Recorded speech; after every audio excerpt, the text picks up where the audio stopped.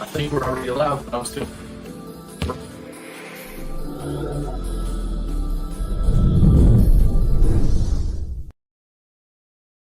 It's all my fault. I forgot we even had that to use. We used it last time with the introduction. I clicked live and said, "Oh, we have our intro." So I went to find it real quick. I couldn't get to it in time.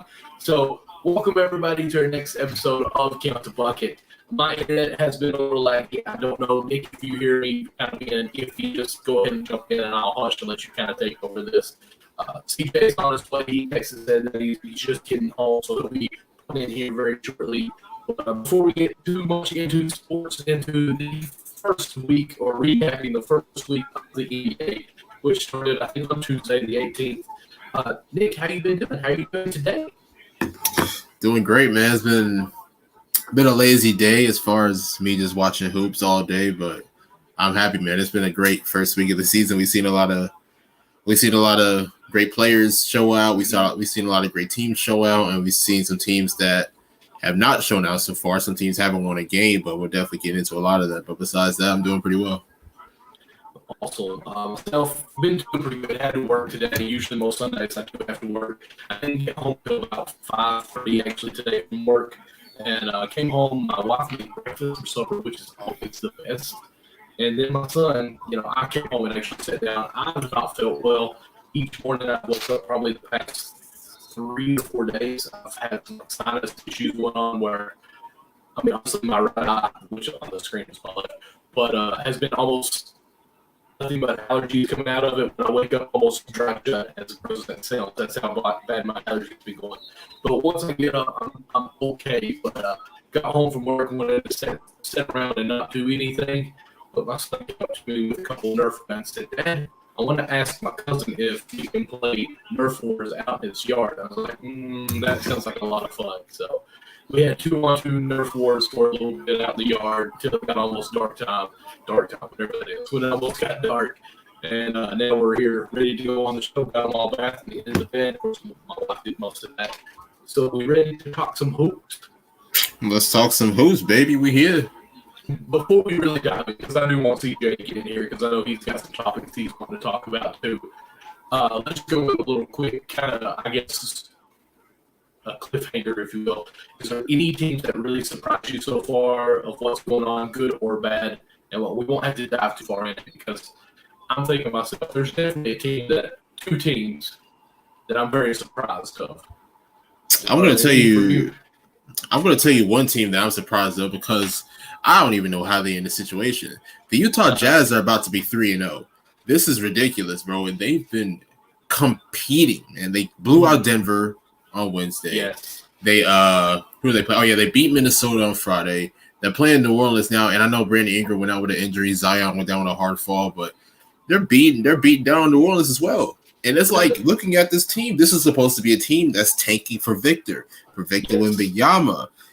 It ain't looking like that right now, man. You know what I'm saying? Like we all know what happened. Donovan Mitchell's now in Cleveland. Rudy Gobert is now in Minnesota. Practically just about the whole team is blown up. But I think the significance of this team is that a lot of people think that they're tanking, but you got to think they still have a lot of vets on the team. Mike Conley, Jordan Clarkson, Rudy Gay, Lauri Markkanen, like the list goes on and on and on. So even though there he is. Let's get it. What's good? Count the Bucket fam. What's going on, you guys? What on? Are you standing? Yeah, standing up, man. Posture wave, baby. Yeah, but I was. Are you standing?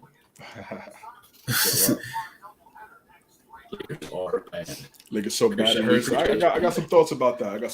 We're definitely going to get into that. But CJ, before you came in, I was talking about the Utah Jazz, who I don't know if they're 3-0 yet, but they're about to be 3-0. And I was just talking about, how this year is supposed to be them tanking, but they're competing. They blew out Denver in the first game. They beat Minnesota the last game, and now they're about to beat down New Orleans. People think, though, like this is supposed to be a tanking team, but they still have a lot of vets on the team. Mike Conley, Jordan Clarkson, Rudy Gay, the list goes on and on and on. Colin Sexton's had a pretty solid year as well so far. So I don't know what's going on, man. I don't know if they're really looking to tank or if they're just looking to shock the world, but it's been phenomenal basketball for that team. They have great ball movement. They're communicating on the defensive end. like this team is really competing right now. And I think a lot of people need to take notice that they haven't yet. I don't think it's a fluke. I feel like, obviously they're not contenders, but if they keep playing like this, they could sneak in that play. And I don't know. We'll see. CJ, real quick, how you doing? I will say my internet has been a little laggy, so if I start lagging out, just take over the show. I've already told Nick, just grab it, hold up, and just run like I'm not even here. But welcome to the show. How you doing? All right, man. Yeah. What's going on, brother? All is well, man. Glad everybody's here. Count the Bucket fam. What's going on? Yeah, well, first off, they're well coached. You can look at Will Hardy coming from Ime Udoka, coming from that Celtics coaching tree right away. So when you talk about X's and O's, that's obviously at the highest level when the scheme is there. And they have talent. They do have talent. It's not like they're deprived of talent. CJ McCollum just hit a big shot. 121-120. Oh, man, no. Seconds left. Oh, snap. I'm watching it right now. I already know what happened. Oh. You guys dog me all the time because my TV, my internet's always so behind, but on the internet, on NBA.com, the game's already over, and I already know who won. Zion was fouled out or something? No, he got hurt. Or he took a hard fall, Nick said. I didn't watch the game. But my son had 25, 10 and 16. Yeah, and Brandon Ingram went out too, I think, like midway through the game. First quarter. Yeah. I was watching that, yeah. Listen, back to Utah. Yeah, they're talented. They got Laurie Markkinen had 31 tonight. This is live, y'all. You're not getting this anywhere else. You feel me? Kelly Olynyk, 20 points, 18 points for Clarkson. That's around what he does. Colin Sexton, 2 for 10. But, he's trying to work his way back after the meniscus out for the year. So, we don't really look at that too much. The 2 for 10. That's just trying to get your legs right. That's all that is. Still better than Westbrook. Got thoughts about that. Got thoughts about all of that. We'll get into that in a minute. Michael, you got anything about Utah? I just think personally, we know where Utah is as far as where the season's going to end, more than likely where they'll be at. Hey, look, at this point, we don't know where it's going to end. We don't know. I think their mindset right now, those guys in that locker room are like everybody thinking we're going to tank and we're going to come out there and beat every team that plays us. I think that's their mindset. The way they're playing like, like they have a chip on their shoulder. Like, everybody thinks we're going to be so trash to the point where we get Wembanyama.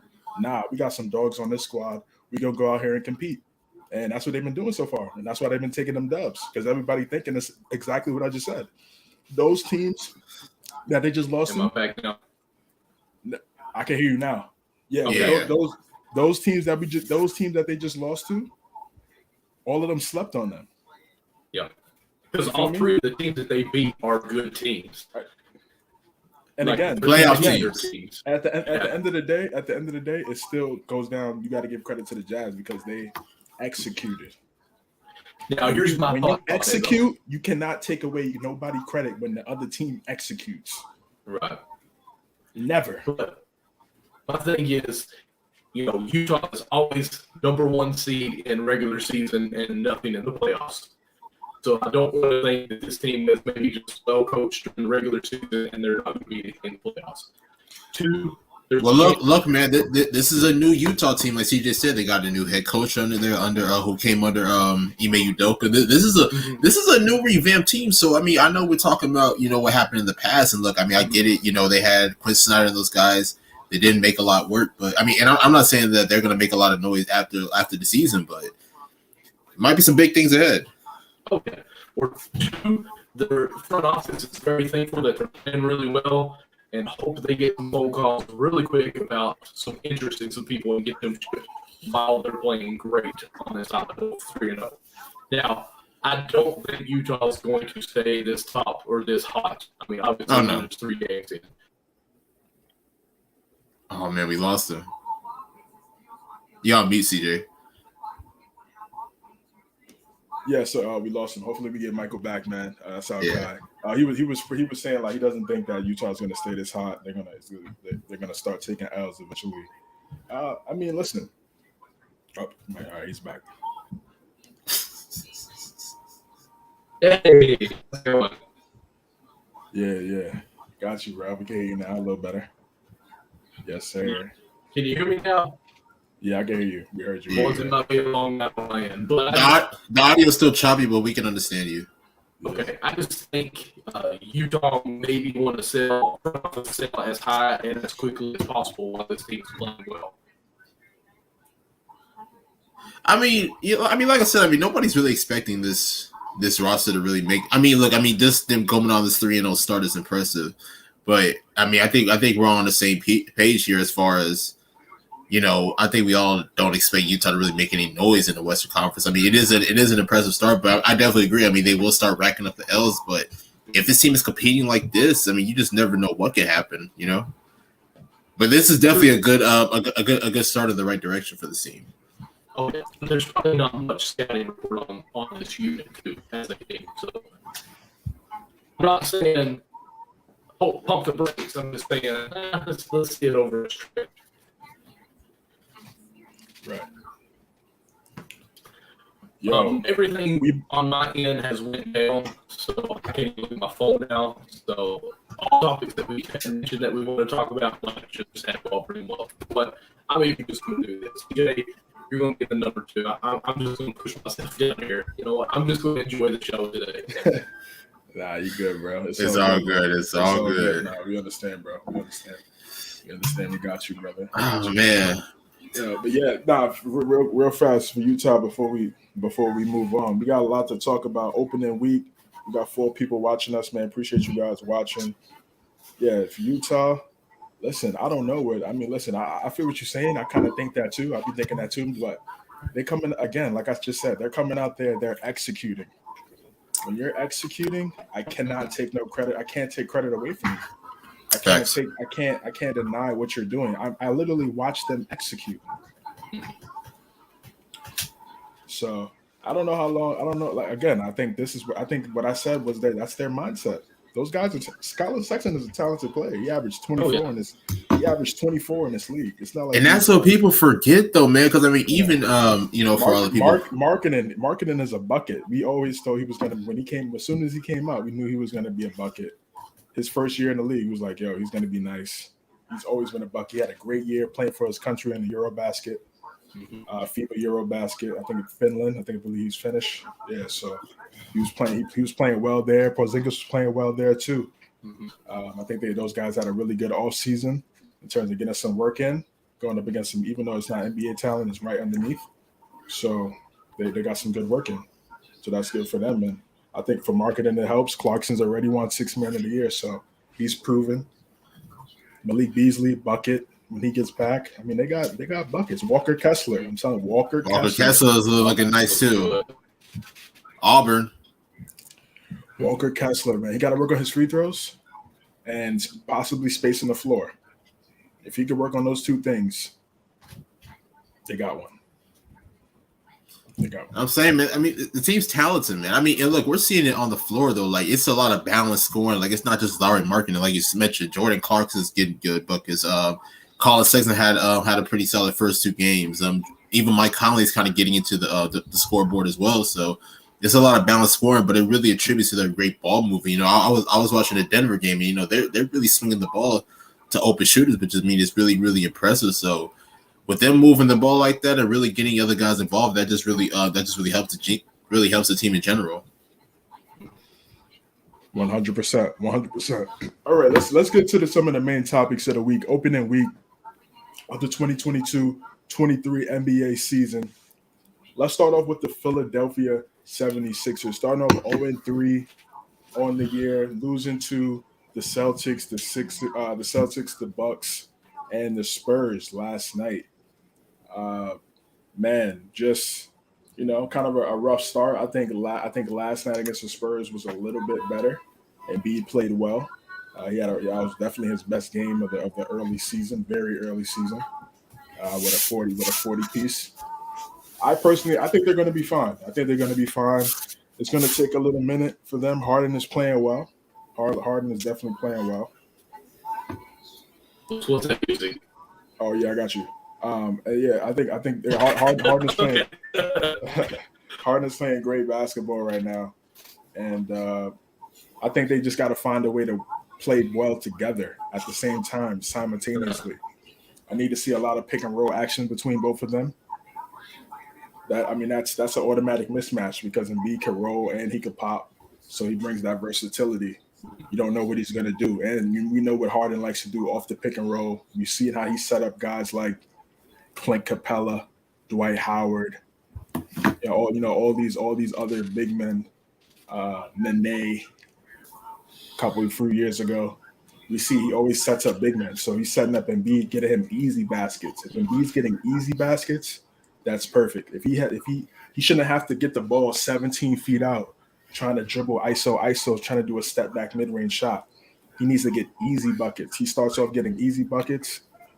30 is light every single night, man. Every single night. That's why Shaq and Charles, they be going at these guys because it's like, look at the spacing, and that means since it's spacing at the 3-point line, that means if you're a big man, that means there's more room for you to work in the paint. But that's why Shaq is like, yo, if I was playing in this era, it's GG's. It's with the spacing now in the A. Like, imagine if Shaq was like, yo, I'm gonna take my talents to Golden State. Golden State wouldn't even be fair. You know what I'm saying? Like, it wouldn't even, like, you know what I'm saying? You might as well not even let anybody else play. Shaq setting the screen for Curry. That's an automatic wide open three. Nobody's getting past that screen. Yeah, I'm saying that paint would be wide open because of the spacing that Golden State had. So just imagine so that's why Shaq be getting at these players, and some of the young heads or some of the younger people, or not even just younger people, just people in general. They think Shaq is hating on the regular generation. It's like, it's not hating. Sometimes they gotta go too far though, man. It's like it's never going too far. My thing with Shaq, but my thing is better, bro.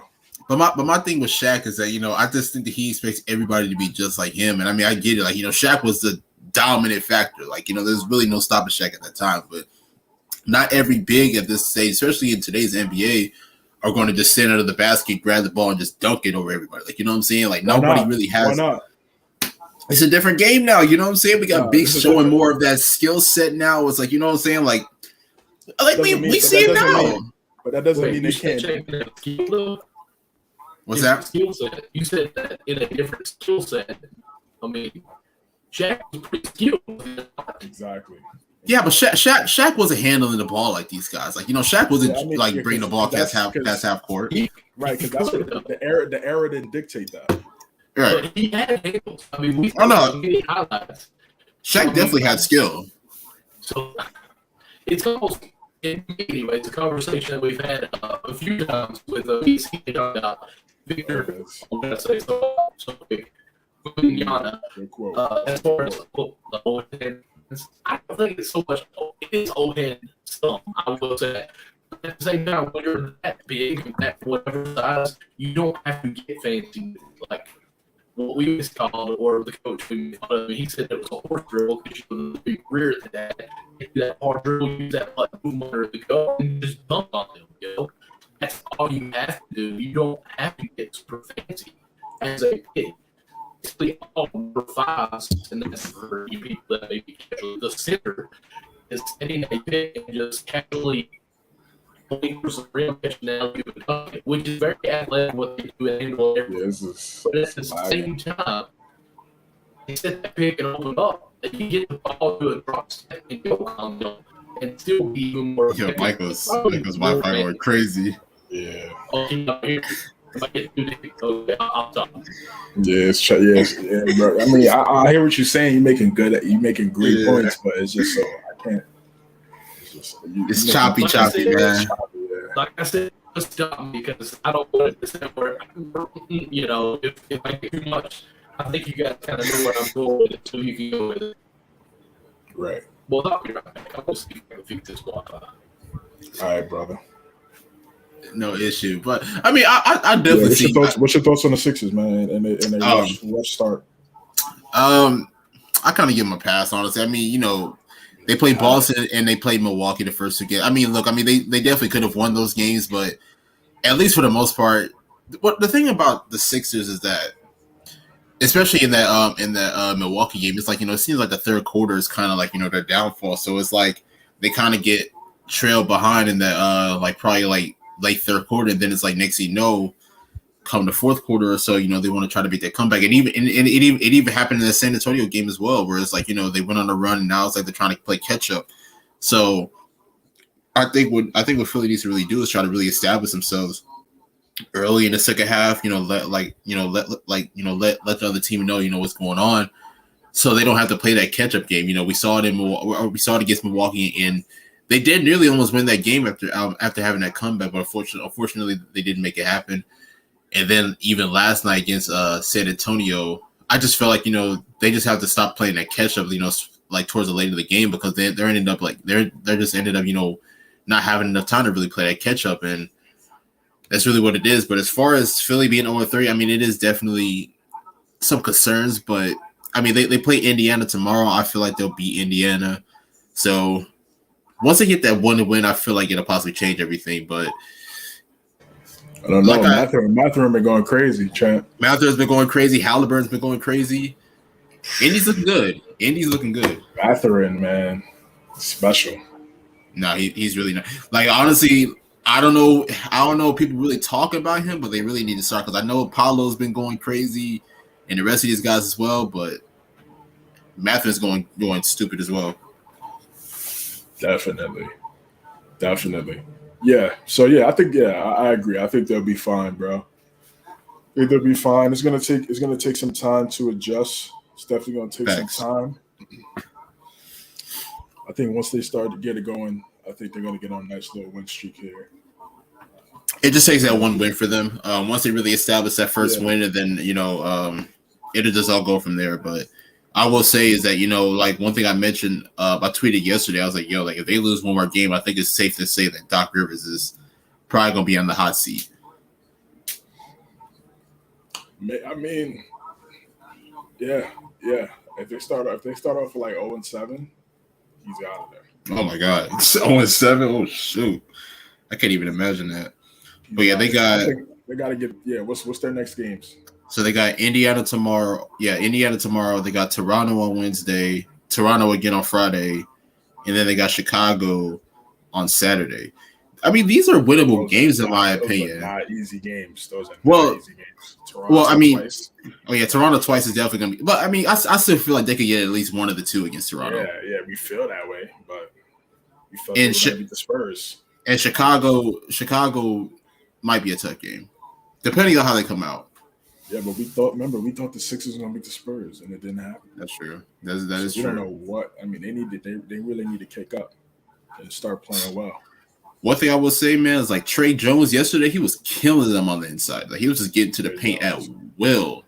Yeah. And like, what I'm saying, like him and his brother. Tyus, Really good in their buckets. Yeah, and the thing about it is that you gotta protect the rim, especially if you're a guy like of Joel Embiid's stature. Like so you definitely got to do a better job of protecting the rim. Yeah, I agree. That's one of the things that makes him special is his two-way ability. That's a fact. He needs to start bringing that every night, for sure. All right, we got the Lakers now. They are also 0-3. They lost earlier today to the Portland Trailblazers. Damian Lillard had a 40-piece. That game was just sad. Sad. Poor execution late by the Lakers. Let's get into it. They were up 98-90. 98-90. What I think I forgot how much. I don't want to mistime it, but it was. I forgot how much time was left, but there was a substantial time left. I saw tweets of the lineup that was out there when it was 98-90, and it was a nice looking lineup. I mean, Troy Brown. I mean, listen, he's been around, but he can knock down shots. And he has length, so that's what they need. Mm-hmm.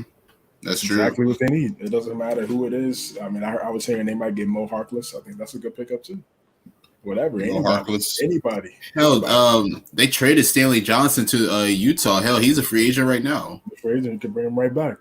Honestly. Bring him right back. Bring Mo Harkless in. Like, bring any. Yeah. What's you trying to win the championship, right? So what does it matter? Right. Yeah. Those guys can knock down shots. Can you shoot and can you defend? If both answers are yes, sign on the dotted line. That's really what it is. That's really what they need at this point. But that's it. I'm gonna go a little bit further with it, in my opinion, man. So I'm gonna put it like this. So you remember last year, your beloved Knicks, they signed Kemba. Right. It doesn't work out with Kemba, so they decide, you know what, we're gonna sit you down. We're gonna see if we can find a trade for you, but it's not working out here in New York. As much as I hate to say it, I think it's gotta happen with Russ. And look, Russ. I like Russ. Russ is a good player, but he doesn't fit with this team. I think we need to just come to the conclusion of it. In my opinion, if I were Rob Pelinka, if I were Jeannie Buss, I would have a conversation with him and say, you're a great player. We all know that you're a former MVP. You're going to be in the Hall of Fame one day, but at the end of the day, we have to figure out what we have to do to really elevate this team. And right now, you're not really being an asset with your poor shooting and everything else that comes with it. So, in my opinion, the Lakers should probably – I know it probably hurts, but at this point, the Lakers should probably shut down Russ and see if they can find a possible trade for him, however long that may be. But I think just keeping him with the team, I think that's just going to mess up everything moving forward. So, because he's showing, I don't think he fits with LeBron. I don't think he fits with a lot of other guys on his team. And I just feel like that's really messing up really the momentum that they're trying to build. I know that they have other issues, but this Russ situation has been happening since last year. We saw that it didn't work last year, and it's clearly not working through the first 3 games this year. So that's just my opinion. I know people may feel however, but I think it's just time to move on from Russ, man. Yeah, I feel bad. Man, because I'm a fan of Russ. Facts. I got his All-Star jersey. I'm a big fan of Russ. Like you said, it's a bad fit. It's not a good fit. LeBron, every third option that LeBron has had on his team sacrifice are shooters. They are shooters. They can space the floor. Chris Bosh, Kevin Love, and then on the Lakers, I guess you could say Kuzma, KCP, like a combination of like a bunch of guys was the third option in that bubble year. There was no real clear third option. That's true. It was a bunch of guys, but they all could shoot. It's my point. Russ can't shoot. If Russ could shoot, we're not even having a discussion. Right. And because he's not going 2 for 11. He's not going 0 for 11. He's not doing none of that if he could shoot. Right. And that's the issue too, man. Especially late in the game. I think the Lakers were still winning at this time. It was like 35 seconds, something like that remaining. Here goes Russ coming to the right corner, pulling up for a midi. I'm like, oh my God. I was watching it live. Yeah, it was tough. It was tough to see. Yeah. I knew he was gonna pull. The announcer said, "No, Russ, no." I was like, "Damn." And I just had a feeling that that was gonna cost them, bro. And that's the issue too. Hold on. But I want to put on record too that LeBron did a fadeaway 3, contested 3. That was a bad shot. AD did some bad stuff too. So like how they lost that lead, it wasn't just Russ. Oh yeah, it was bad. It was a collection of bad shots, bad takes. And that's my thing though with the Lakers though, is that we hear the post game comments. We can't shoot. Yet we still gonna take these shots. Like, what are we doing here? It's there. You gotta shoot it, bro. Yeah, but here's the thing. But LeBron taking a step back 3, like, come on, man. Yeah, not that. I'm talking about in rhythm, within the fluidity of the play of the offense type 3. That's what I'm talking about. You gotta take that shot. It don't matter what you shot last game. This is a brand new game. I'm gonna need you to shoot that pill every time. That's what we pay you to do. We pay you to shoot the rock. You got to make them too. We don't pay you to be LeBron. We pay you to shoot and make your shots. That's what we pay you to do. We pay you to make them as well. Yeah, exactly. Right. But honestly, this is just my prediction. Oh, but this is all I want to say. My fault, real fast. They do play good defense. No, they do. They They played compete. good defense against the Clippers, They but compete. they just took bad shots at the end. Like they had a nice lead, they came back. Lonnie Walker had a good game. They could have easily won. Like Russ played bad shooting wise. We had some really good steals on Kawhi in the post. He had like 3-4 steals in a row. I was like, oh, he's wilding. But they couldn't score off those shots. They couldn't score off those steals. Like if they were able to score off those, they would have easily got that dub. And then tonight, this should have been an easy W, man. It should have. Yeah, it should have. Easy W. Easy W. That's just unfortunate how you give that lead up. You give that lead up. You got LeBron, AD out there on the court up 8. That should be automatic W. It's not good. Let me just discuss AD as well, because I mean we've been mentioning AD. We all know what he's been going through over the last few years, you know, with the injuries and missing a lot of time. But even when he is out there on the floor, I don't know, like I just don't get that same energy from AD. Like, you know, at least he played well tonight. I mean, he plays well, but I don't know. It's like I think about that championship AD. Like, you know, when he was like a real dominant factor. Like, to me, even though he's still playing well, he's getting his numbers, but I just don't feel like it's the same impact. I mean, he has had some good defensive plays, don't get me wrong, but I don't know. It's like, to me, like when they created this team, LeBron, Russ, and AD, I was expecting AD to really take that next step to be the number one option. LeBron's getting older. Russ is also aging as well. You're the youngest guy of that core, and you are, at the time, you know, a superstar in the making, potential MVP. That's what we expected. Now, you know, we all know that it's not his fault, and you know that it's a lot of things that he can't control as far as the injuries. But even then, you look better, Michael, by the way. But even then, it's like, for me, it's like I just feel like I don't know. I don't know if he's really reserving himself because of the injuries, but I just don't feel like I'm getting the same amount of AD as I did years back, like years ago. It's an echo, bro. Give me 1 second. I'm connecting my Bluetooth. All right, I got you, bro. Yeah, he played well tonight, though, bro. Listen, I understand what you're saying, though.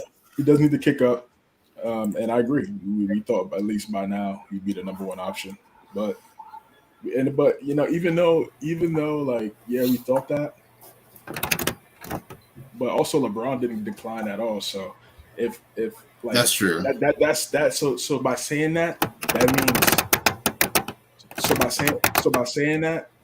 means that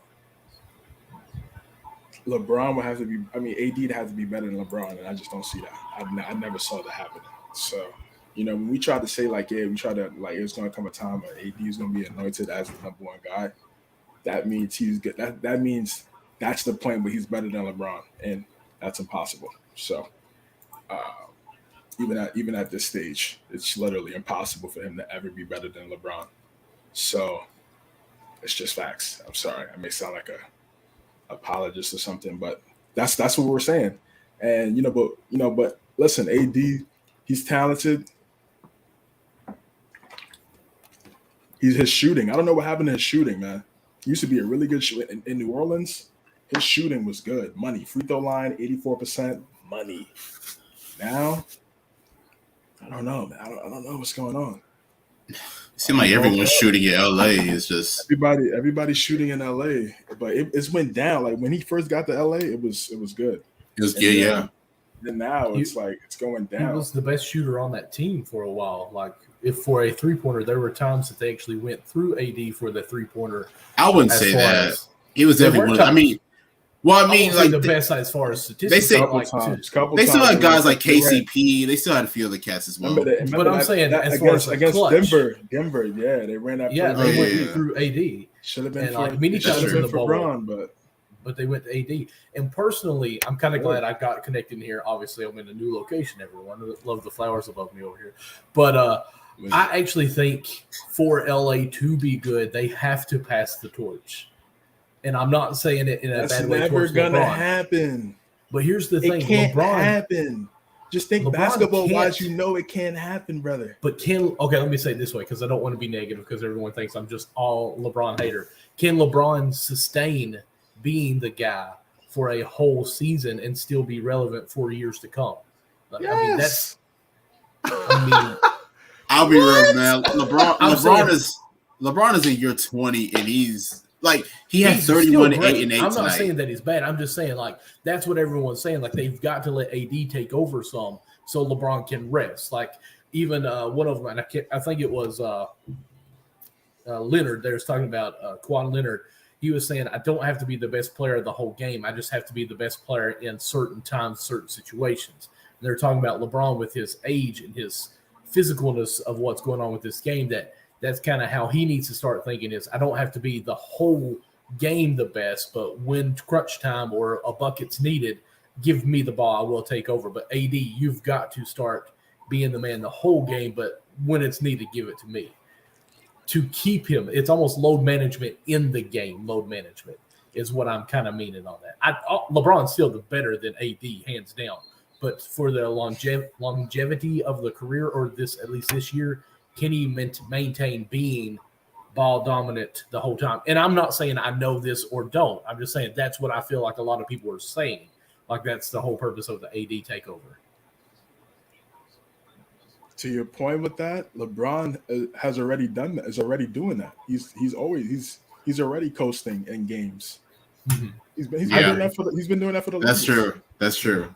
You don't get to this point where his health and longevity miles on his legs and body by not understanding how to pick your spots throughout the game and when to dominate. He's been doing that already. So that's what I'm saying. Like AD still hasn't caught up. Mm-hmm. So that's what I'm saying. He'll never be better. I mean, this is not breaking news. This is Captain Obvious stuff. Like, right. Like it's like this is what I mean. Like we try to anoint him. LeBron is still the point guard, so he's still gonna have the rock. Mm-hmm. So it's like that's what I'm saying. Like it's not what like LeBron's gonna be in the corner. You know what I mean? Right. Like, he's still gonna be Robert involved. Horry rings. Right. I 100%. He's still gonna be involved, or he might like now like we see he's starting to play in the post a little bit more. Mm-hmm. Much easier to get to the basket than driving from the three to the lane. You're much closer. You're already bigger. Like we talked about. The spacing. If they actually had spacing, right? He get more post ups, but he still gets his post ups in a clogged area from a paint standpoint, and he still gets his post ups. If he has spacing, he'd be able to get kick outs out of that. So he could easily play until his 40s. Oh, I agree too. Braun probably gotten probably got another like 5 years. I ain't gonna lie. Especially with his size. Yes, but what Rob Pelinka is doing right now, and this is my final point. We're in court here. What he's doing right now is sad. It's sad. Very bad. You haven't, and I tweeted this. I dropped some tweets a couple of days ago. Yeah, just because it's like I had to get this off my chest, man. And yo, shout out to everybody that joined the spaces last week. We definitely want to start. This is a side note. We definitely want to start that up and do that much more consistently for you guys. It was good, very entertaining. Definitely for these late night games, we could just hop on the space, just very interesting. It's pop, yeah. At point, very. CJ, you muted yourself. I don't know if you meant to do that. You was kind of talking and muted. But, yeah, I definitely found out that some of you guys think hands down Rookie of the Year and Governor of the Year, I think, is some player. So we'll just leave it at that on the spaces. It was kind of interesting. Governor of the Year? Yeah. You said what? I missed that. Honestly, I had knocked during that, bro. Okay. Yeah. Okay. I knocked out too. I knocked out too. I we're literally on air talking about spaces. It was midnight. It was like midnight, yo. Go to sleep. The first space that we had was great. It was great. It was. Second one, the beginning was. I mean, from the time I was there, it was good. Until you fell asleep. I was that long. I definitely knocked out too. I mean, it was late, man. Like it was late. Guys, especially for everyone that's listening, I'm sorry that my co-host just invited you to come join our space, but told you he fell asleep. We was probably on for like 2 hours at that time. Yeah, it was a late night space. But now, listen, we're still going to continue to do more and drop more spaces because again, you get some retweets and people just start popping up. I don't even think the spaces thing right now, it's popular, but I don't think it's as popular as what it could be down the road. I agree. So if we attack it right now, it's a good look. Plus, the people that were in there, we would have had no connection of it. It was just I didn't even we never literally have no idea who those people were. Like, and that's what's going to be great, I think, for us as promoting ourselves and getting Count the Bucket even bigger is doing those spaces and trying to get people in there and networking more or less. So it's a lot of fun because everyone got a chance to speak. Now, I will say this as we're just kind of talking about it. As we get more people in these spaces, I think we need to kind of take mics away, mute it, and like us be the main speakers on that. And of course, definitely request to come in. I think it'd be nice if we can get to that level. But what all have you all already talked about before I was internet? We discussed the Sixers a little bit. You got any thoughts on them? They're done. They're not done. They're not done. Come on now. Hyperbole. Doc might be hyperbolic. Done, but might be done. I mean, okay, I'm with you there. I can rock with you there. Yeah, maybe, Doc might be done. I mean, because we were talking about earlier Utah being 3-0 with the teams that they beat. Like, hey, put some notice on this. Well, the 76ers, on the other hand, are 0-3 with some of the teams that beat them. You might want to be on notice on who you're losing to. I can't remember who one of the team was. They lost to Boston and Milwaukee. Like, you know what I'm saying? I mean, those are bad losses. I mean, they are bad losses, but I mean, those are against title contenders. There was one team that was bad, wasn't it? San Antonio. Spurs, right, last night. Okay, and they're playing for Victor, and they win. Come on, man. Listen, it's early. It's early in the season, and honestly, like I feel like early in the season and at the end of the season is definitely times where these younger, so-called bad teams get one on these, better teams because it's early. And like I said, teams like some of these better teams and more talented teams sleep on these lower talented. They're still talented. They're in the A, but not as talented as some of these other, top tier teams. And they sleep on these guys and they take an L.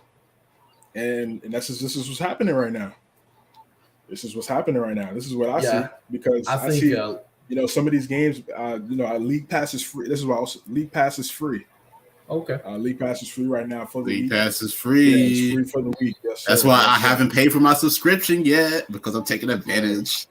I'm trying to see if I could get the I'm trying to see if I could get the League Pass, and if you could have multiple people on that account like Netflix. Yes. If you could do that, then gotta bless the fan. Gotta bless the fan, man. And so it's only $14.99 a month too. So that's like 3 ways. That's like what? Yeah, but listen, I'm gonna try to listen, but I'm gonna just try to see. I don't want to.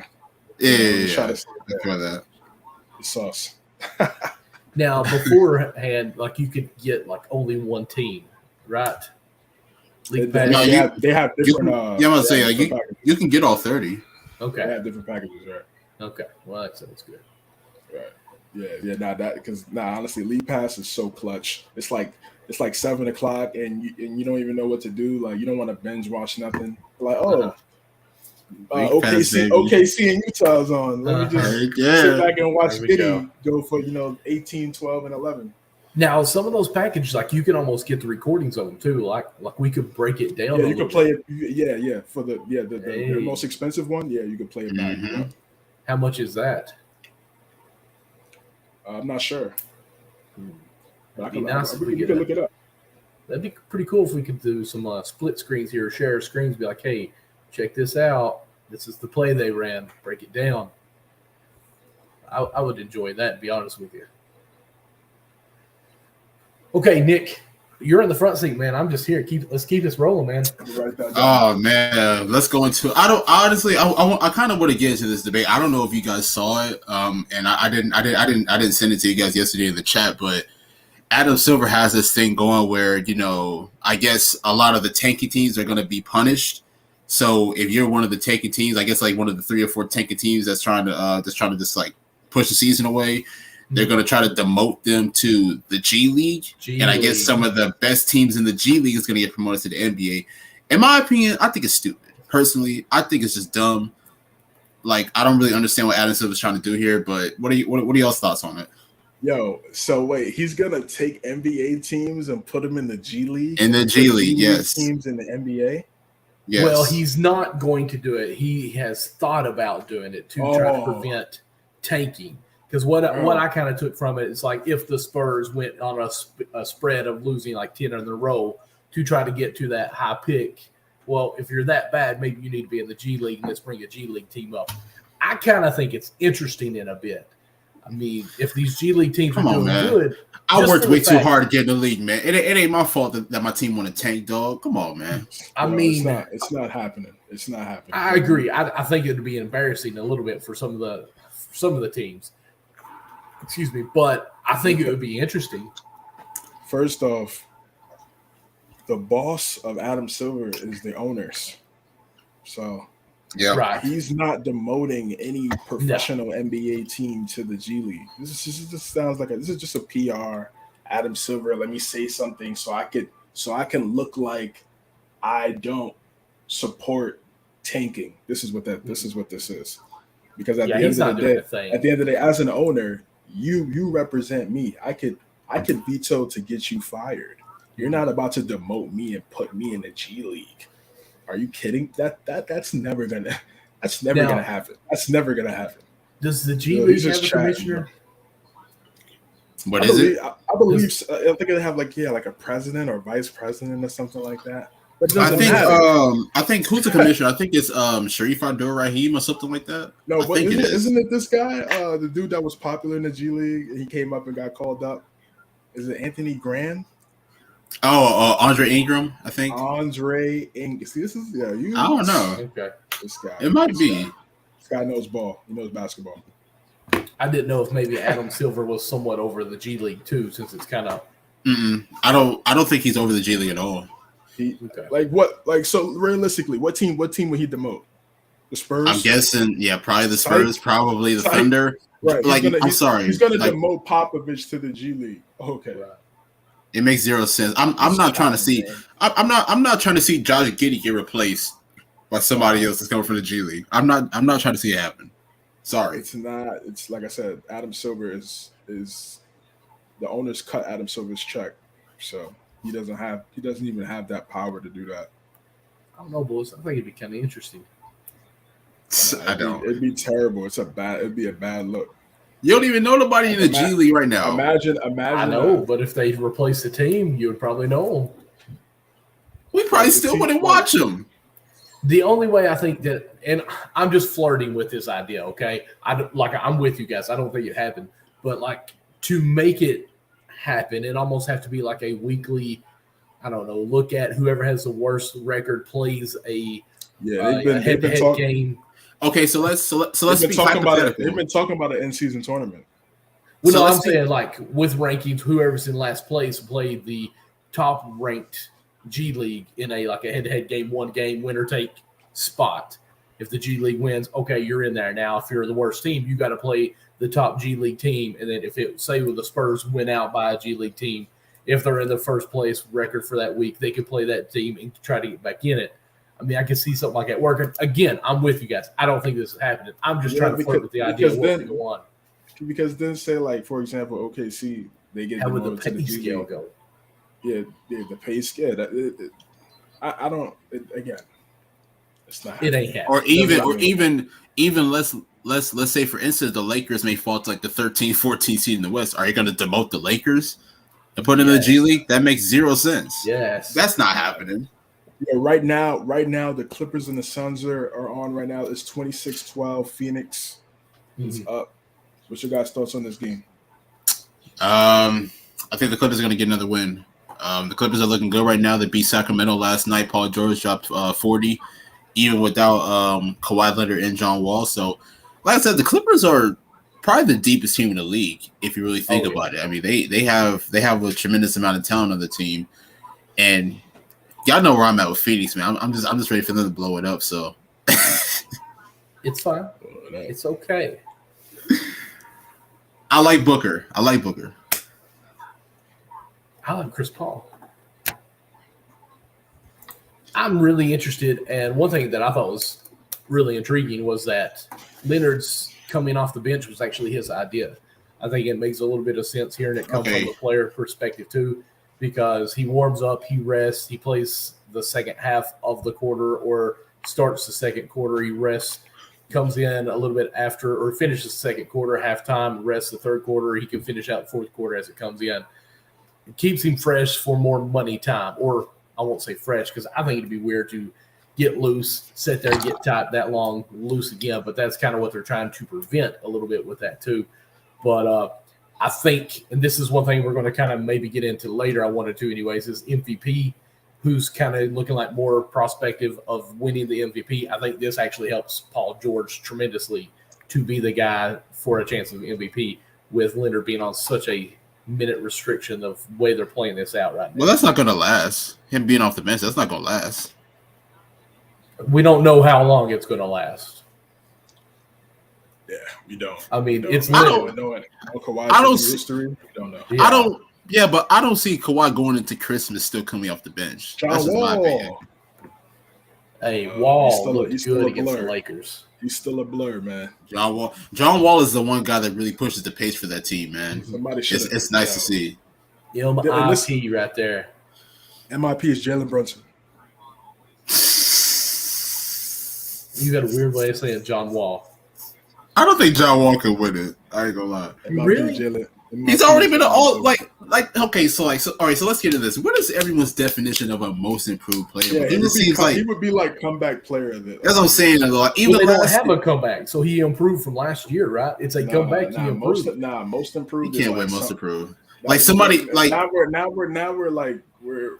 Somebody who came into the league, had a hard time trying to find their footing, and now next they figure it out. They figure it out. They come out, and no one like, yo, this guy come out of nowhere and made himself into a relevant player. Exactly. Like John Morant. John Morant should have not won last year. I'm sorry. Exactly. But I mean, no, listen, bro. Honestly, the way he's playing right now, he's an MVP candidate.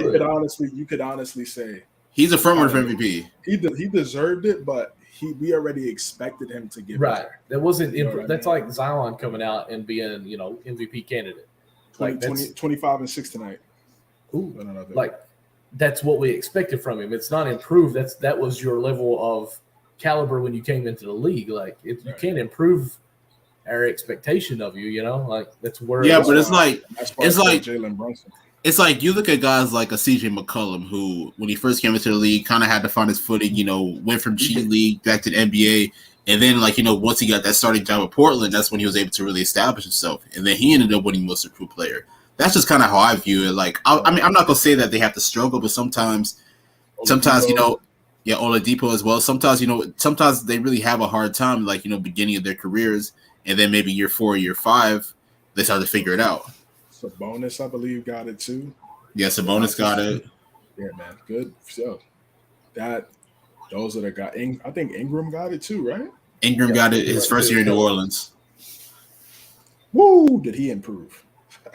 Yeah. But this is what I want to say about the Clippers and the Lakers, right?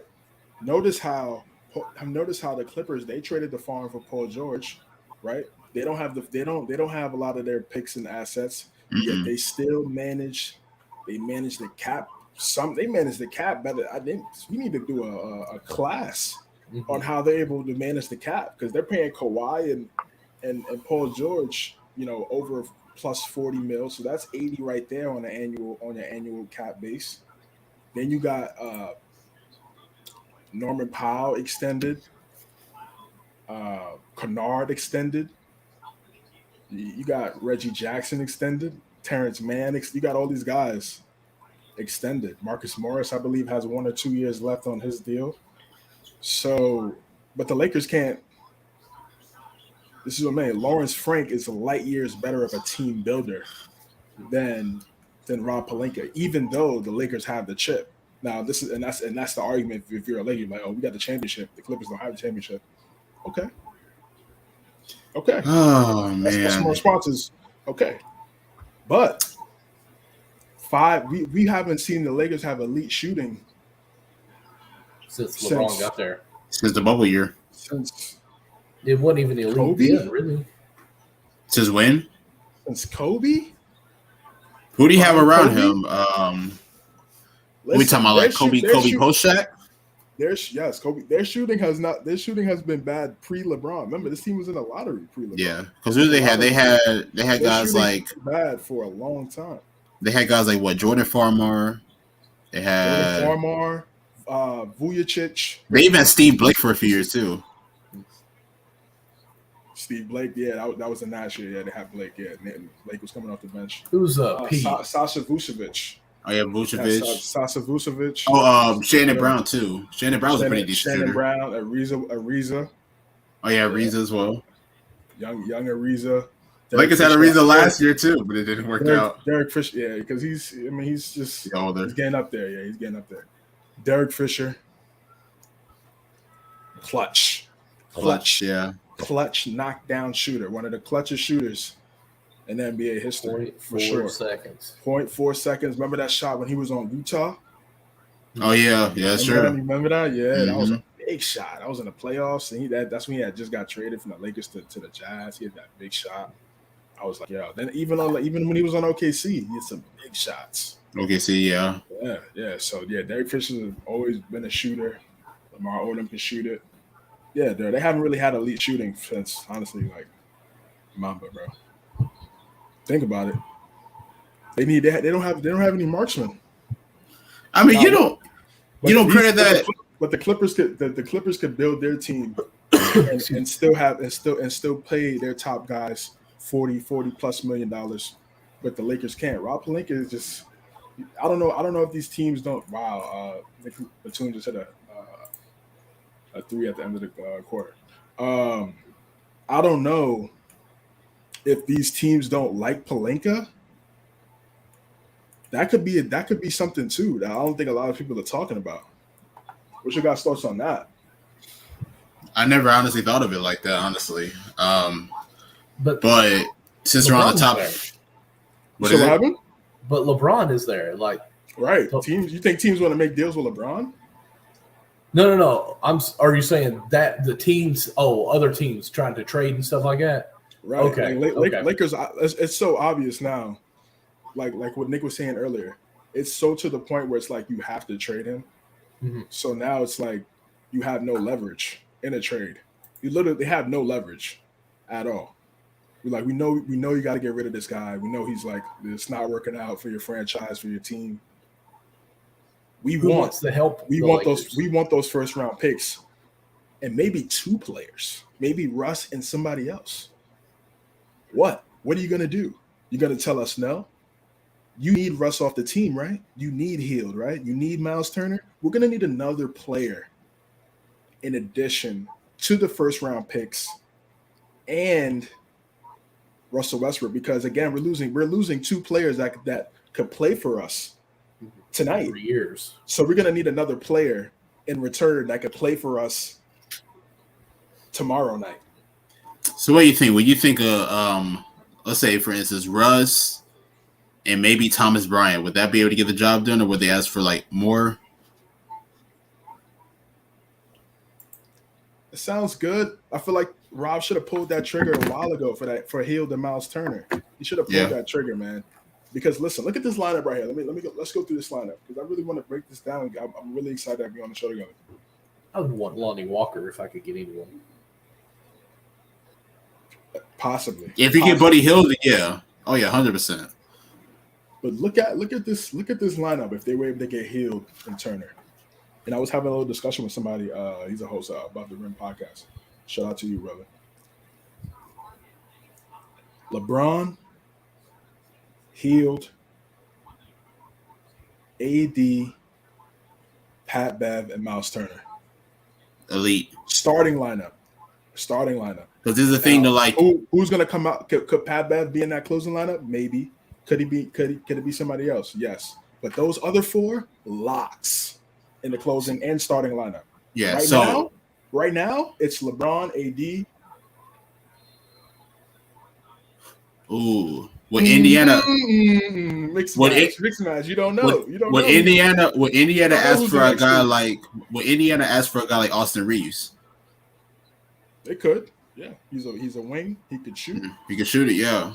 He hasn't been great as of right now, obviously, because they've been historically bad, but he's known for shooting. He's arguably probably their best shooter. Arguably.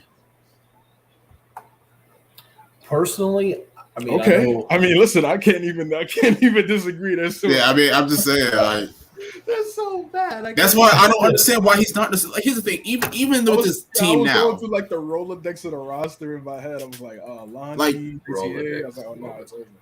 Even with this team now, like in my opinion, I would be Russ, Austin Reeves, Braun, AD, Damian Jones, Thomas Bryant, whoever you want to put in there. In my opinion, it's not a great lineup, but it's a better lineup than it is now. I'm not a fan of the Pat Bev Russ backcourt because that's a lot of lack of shooting. Pat Bev can knock down shots, but he's not a consistent shooter like that.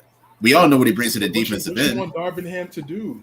This is the card that he's dealt. I get it. Like I understand that. You know, Darvin Ham has no control of that. Even though you're right with your point, they're still better than anybody else behind them. So you got to play them, and that's how he sees it. What do y'all think? Russ and Pat Bev are still better than Kendrick Nunn or Kendrick Nunn has Reeves. What's Scottie Pippen Jr. against PT? I was honestly going to bring that up. Like, you know, could you promote? Yeah, I was like, could you promote a guy like Scottie Pippen Jr. out of the gym? Because Scottie Pippen Jr. can shoot. He can shoot it. But he's got to have the ball in his hand. And he could be a good playmaker. Nah, well, if he has to have the ball in his hand, then not right. He can't have the ball in his hand not right away. Maybe he can play off ball too. LeBron has to trust him first. But as of right now, you're playing your best players. You're on the spot up. Get on the spot up, man. Get on the spot up. Now look at Mario Chalmers. Mario Chalmers is a champion because he did that. Let's not forget this. Chalmers. And that's the thing, though. Like Boobie Gibson. Why we remember him? Because he knocked down shots. And he was a point guard playing with LeBron. Mo Williams, Larry Hughes. Good call. Come on, man. I mean, yeah, look at the Cleveland and Miami days. That Miami team, Ray Allen, Rashard Lewis, Mike Miller, James Jones. So what's the You had an abundance of shooters. So my question is, what is this really should be the question, the title of the episode of the show. But I called it. I forgot what I called it. Something. It's fine. But it should be can't shoot Ja for MVP. No, but it should be called what is Rob Pelinka doing? Or I might call that something else real like I could call that I could be an article title or something. For somebody. What is Rob Pelinka doing? Because we have 2 decades of historical evidence of what you need around LeBron to be successful, and he's done the opposite. From day one, because you remember when they brought in like Lance Stevenson, and everybody's like, "Wow, this is all going to be lineup that can all drive." I remember that. They brought in Lance Rondo, but that was Magic Johnson though.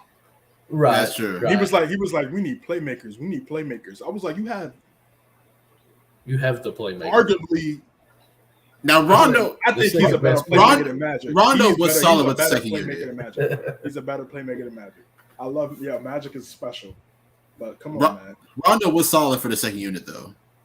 We can all admit that. Yeah, but absolutely. he wasn't a reliable shooter until later. Oh no, until when he came back. I don't think he's ever really been that reliable of a shooter. But when they won the championship, he could be in the closing lineup. Yeah, he was. Big shots. He was in that closing lineup. He was in that closing lineup. Why? Not only because of his defense, because he was knocking out shots. And that's what you got to do. I'm gonna see if I can find a clip I seen today, and it was hilarious. You gotta knock down shots, bro, and they don't have any shooters right now. So I don't know what people expect Darvin Ham to do. I don't know what you expect him to do. What you gonna call him, Matt Ryan? What is he, a rookie? But you're gonna give him 23 minutes? You know, so funny. Like I remember, he's not ready right now. Right to be on the stage right now, to be spot up on LeBron and AD on the team. You scared of anything? You be scared, bro? Are you kidding me? Bro, you're in the Lakers Staples whatever it's called. I'm calling it Staples Center. Crypto Arena. Staples Center, man. Yes. He's at Staples. And I ain't mad at it. Yeah, no, listen. No, he's at crypto.com. And like, yo, bro, you're standing by to get ready. LeBron throws you a dot. You're scared, bro. You're nervous. The Lakers really have been bad since they changed their arena name. I'm sorry. They've been bad ever since. I want to know what the record is since they changed it to that. Oh my god! When they changed it, December, I think after Christmas. I think so. Like I think at January of this year, like at the beginning of this year. I think at one point I did check it. Oh, it might have been like late December. Yeah, but listen, I'm glad the NBA is back. But listen, the plus of, like I said, the plus for the Lakers, I will say, is they play great defense. Defense, and that's the only way. If they have the shooting, to complement the defense, they're a good team. They're a good team. But they don't have the shooting. They don't have the shooting, man. And Russ taking that mid-range shot, I was like, oh man, I knew he was going to get eviscerated on Twitter, bro. He has to understand that, like at some point you got to put your ego to the side and be like, you know what? I am not a shooter. I'm not going to be taking these. As soon as he missed that, bro, I was like, yo. Because the thing, everybody that was at the game, everybody that was watching knew he was going to miss. Everybody knew he was going to miss. Those hands on face, like, oh my gosh, I can't believe. And then, like I said, the announcers was like, no, Russ, no. The home announcers are saying no, Russ, no. for your own player is crazy. But with that, I mean, LeBron airballed a three. AD put one off the backboard, I think. Yeah, like I said that. AD did hit the side of the backboard. I said those guys sold too. Yeah. But for Russ is already the scapegoat, so it just looks everything is Russ's fault. Oh my god, like it's so magnified. Mm-hmm. Oh, people are just. I'm pretty sure that clip of him missing that shot is like, definitely viral by now. Oh yeah.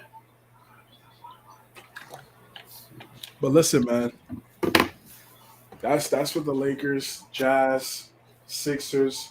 What you guys thoughts on the Nets? Some early visuals of the Nets. I actually haven't even watched the Nets this year. It's crazy. I haven't watched it yet. They had a really They had a really good win against Toronto. Kyrie went crazy. Durant went crazy. Siakam went crazy. 30-point triple-double in that game. It was a really good game.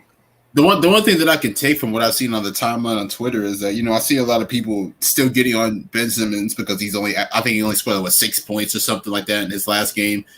It's like, what are y'all expecting from him? Like, you know what I'm saying? Like, 18, we all, 18.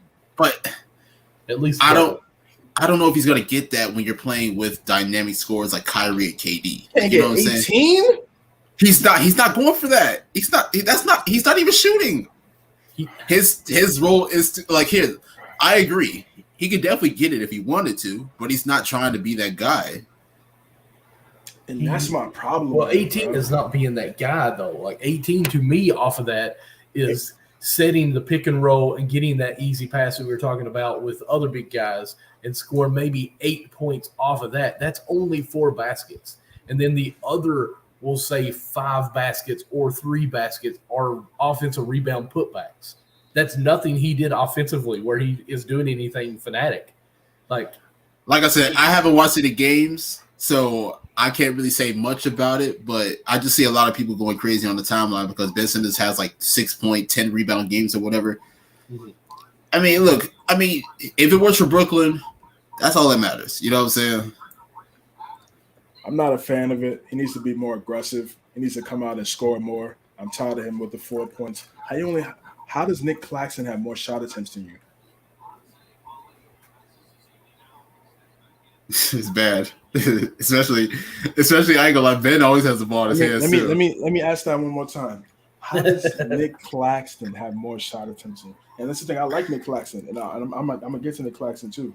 And I'm a fan of him. He worked on his game, but it's still levels though, which is my point at the end of the day. It's not a knock on Nick Claxton. It's just a point that it's levels. And what he's already done in the league, you would expect him to be more aggressive. But here's the thing, I'm done putting my expectations on another grown man. You know what I mean? He gonna play how he gonna play. Because the problem was, the reason why we're disappointed, a lot of people are disappointed in Ben Simmons, is because everybody, not me, I never did this. But the media, what did they do? I saw on record, I never did this.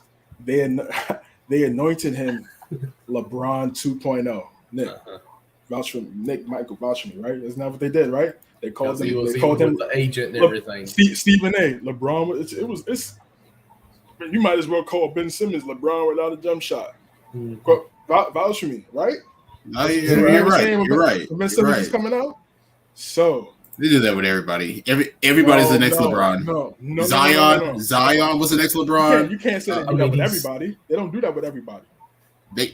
So 2 players in 20 years? I mean, there's got to be more. Like, I can't think of them right now, but I swear there was more. Like, who's ever said, "Yo, he's gonna be the next"? This guy's gonna be the next. Anybody that had crazy athleticism and could dunk the ball like crazy, he's the next LeBron. Who? It's been like that for a few. I can't think of them right now. Unfortunately, I can't. But I swear, Derek Williams. No, I like Derek Williams. Let me stop. Derek Williams. No. Nikolai, I cannot back you on this one. I feel like the only one they ever said was LeBron-esque is Zion because hell, I even heard a few people say that Paolo was the next LeBron. I was like, hold on a minute, like LeBron, and I like Paolo. LeBron's not even Zion-esque, bro. They just black and they dunk, bro. That's the only similarities they got, bro. Other than that, that's what I'm saying, though. Like different players. But that's what I'm saying. Like they just put that comparison on anybody because you're athletic. Zion works on the post. Zion works in the post right now. LeBron just started working in the post year 20. So just imagine, if this young man stays healthy, guys, man, sky's the limit. Yeah. But I mean, that's why I want to switch to. That's why I want to switch to the Pelicans. Yo, no, okay, y'all want to do that? Okay, because I was gonna say, okay. So in front of the Pelicans, Michael keeps getting on to me because he's like, "Oh, you never said the Pelicans were gonna be great." I never said they were going to be bad. I never said they were going to be bad. You gave us the hesitation. They lost tonight, but come on. You two are okay. You two were saying that the Pelicans were like one of the top contenders in the West. They were getting to the conference finals.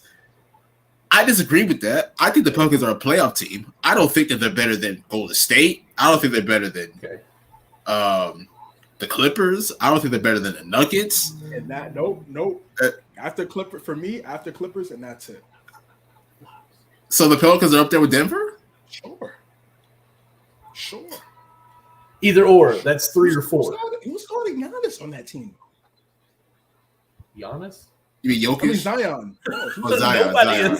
Ain't nobody guarding Giannis. Honestly, I'll be real. Like nobody, boy. I mean, I'll be honest. I've been on record saying they're gonna put Eric Gordon on Zion. Yeah, okay. Here's the thing. I agree with you. I've been on record saying that. I've been on record saying nobody in the league can guard Zion. I don't care if you're defensive player of the year or anything. You can't guard that man. Don't shoot, especially with him standing at. What's that? I said, don't shoot the 3. Just Zion can make threes.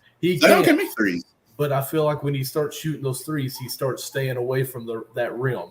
Go ahead and keep it 18 and in. If you need to, go ahead and shoot it. I'm confident with you shooting it. But I want you to start in. Stay close. Hit those shots a couple of times. Then work your way out. Yeah. I got nervous because he pumped one time on a 3 the first game. I was like, come on, work a little bit on it. Then he jabbed on it and then took it to the hole. I was like, okay, that's what I want you to do. That's all I want you to do. Knows who he knows himself. Yeah. That's why I'm a fan of him. And that's why they'll be top 4 at least.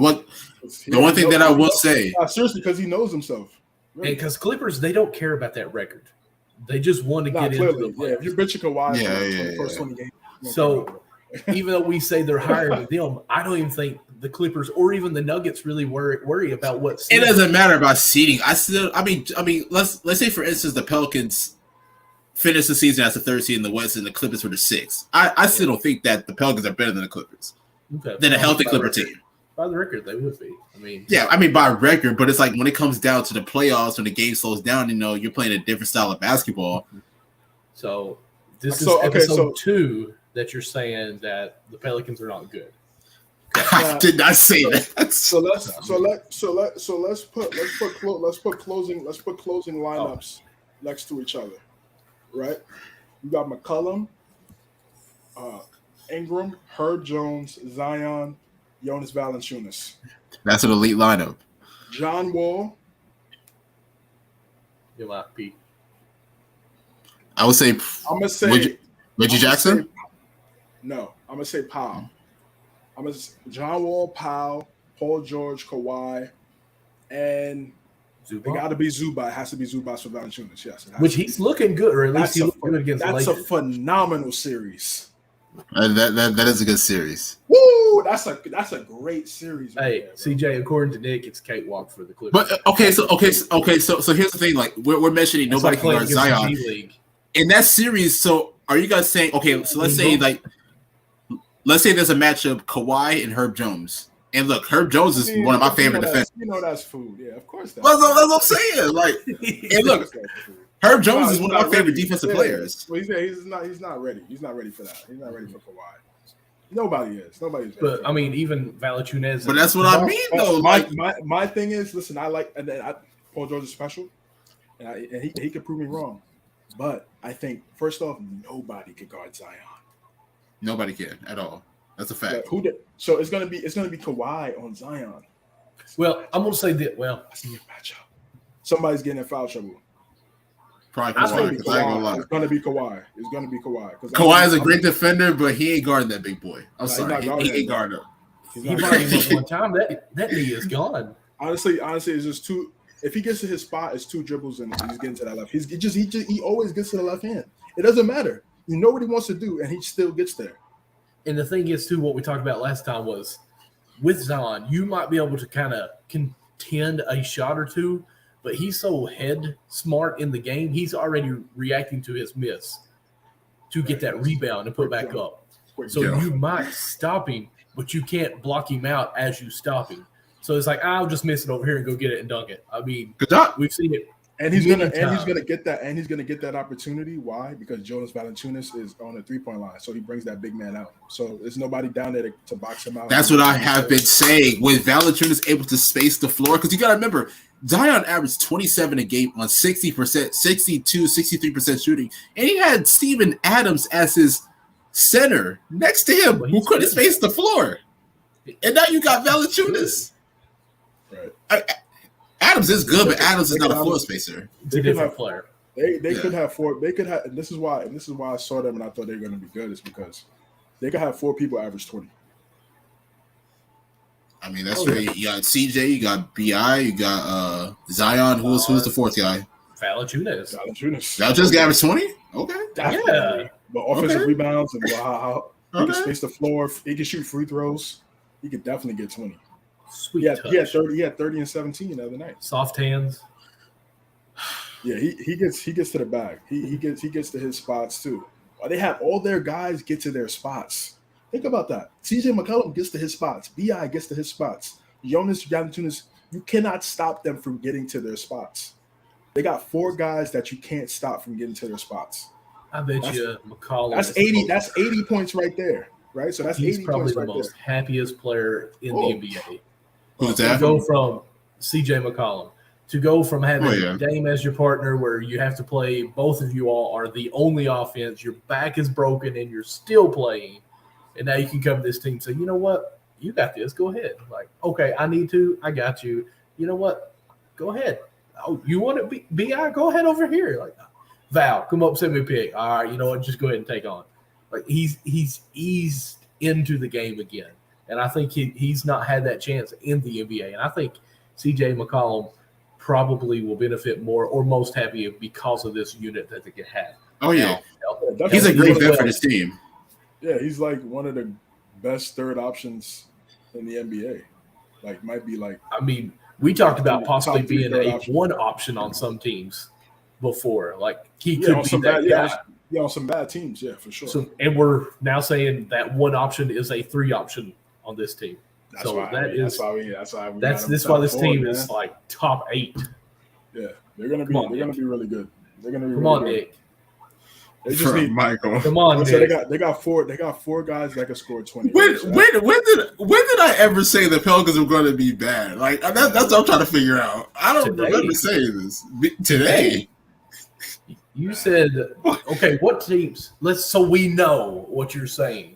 What teams do you have above the Pelicans? So my projection for the Pelicans was going to be 6 seed. So you can see 6 seed. Okay. You Yes. scroll So down I to the think west there, CJ. Oh, okay. I got you right now. Hold on. Let's scroll down to the west. Oh, look at them Knicks at 7 seed. the Knicks at 7 right now. Nah, we 2-1. We 2-1 right now. I mean, yeah, we 2-1. Okay, All right, so- so 1-1. right now we have Portland. Portland's not going to stay at number 1. They're not. Yo, Portland is the number 1 seed. Portland's number 1. New Orleans just lost, so they're probably going to drop. But I would have the Clippers ahead of them. I would have Denver. I would have Memphis, Golden State. Hold on. Let me stop right there. You said Right. Denver. You said Denver, right? Mm-hmm. Okay. Right. The dramatic build up here. We And got- the hands. Got to love the hands this episode. Okay, so CJ, you have to stand every episode from now on out. It's better. With this wall. It's better this way. It's better this way. So we know the Pels started closing lineup, right? We just said that, right? Mm-hmm. Jamal Murray, Yep. KCP, Mm-hmm. Michael Shooting. Porter Jr., Aaron Mhm. Gordon, Jokic. Now I will admit, What Aaron Gordon is getting another cooked great series. by Zion. Aaron Gordon is getting cooked by Zion. There's no debate about that. Michael Hey. Porter Jr. on BI is a nice matchup. That is a nice matchup. McCollum on Murray. Murray has the quickness and the athleticism, but it's going to have to work. And- McCollum's still going to make him work because, again, like I said, he gets this. And KCP is a good defender as well. And Jokic on Valanciunas is a battle in the trenches. I got Jokic winning that one. Yeah. I mean, yeah, but I was like, I think Jokic is going to treat him like food. That's just my opinion. You're going to treat him like food. Oh, yeah.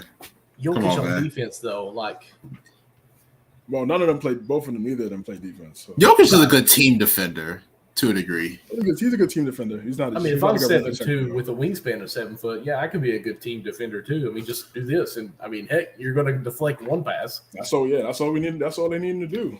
I mean, I don't know if they do this, but I'd almost like to see Zion and Valanciunas work some pick and fades with that. Could you just imagine could. that? They could definitely run PNR between Zion and Valanciunas.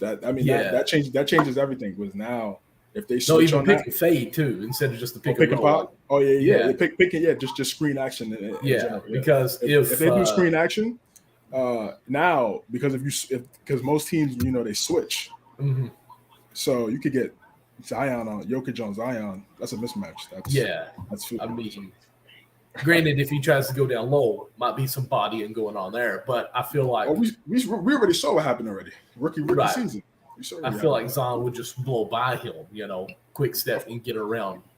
So yeah, Of course, definitely right to the cup, easy. Okay, so I mentioned Denver. Like, what other team? Like, do y'all see New Orleans being better than Memphis? I do. With the way Ja's playing this year? Ja, Bain, Brooks, Triple J, Steven Adams. I'm going. I like New Orleans. Yeah, Now, I'll admit, because like Taylor Jenkins likes to mix it up a lot. Sometimes they'll have that backcourt of Ja and Tyus Jones.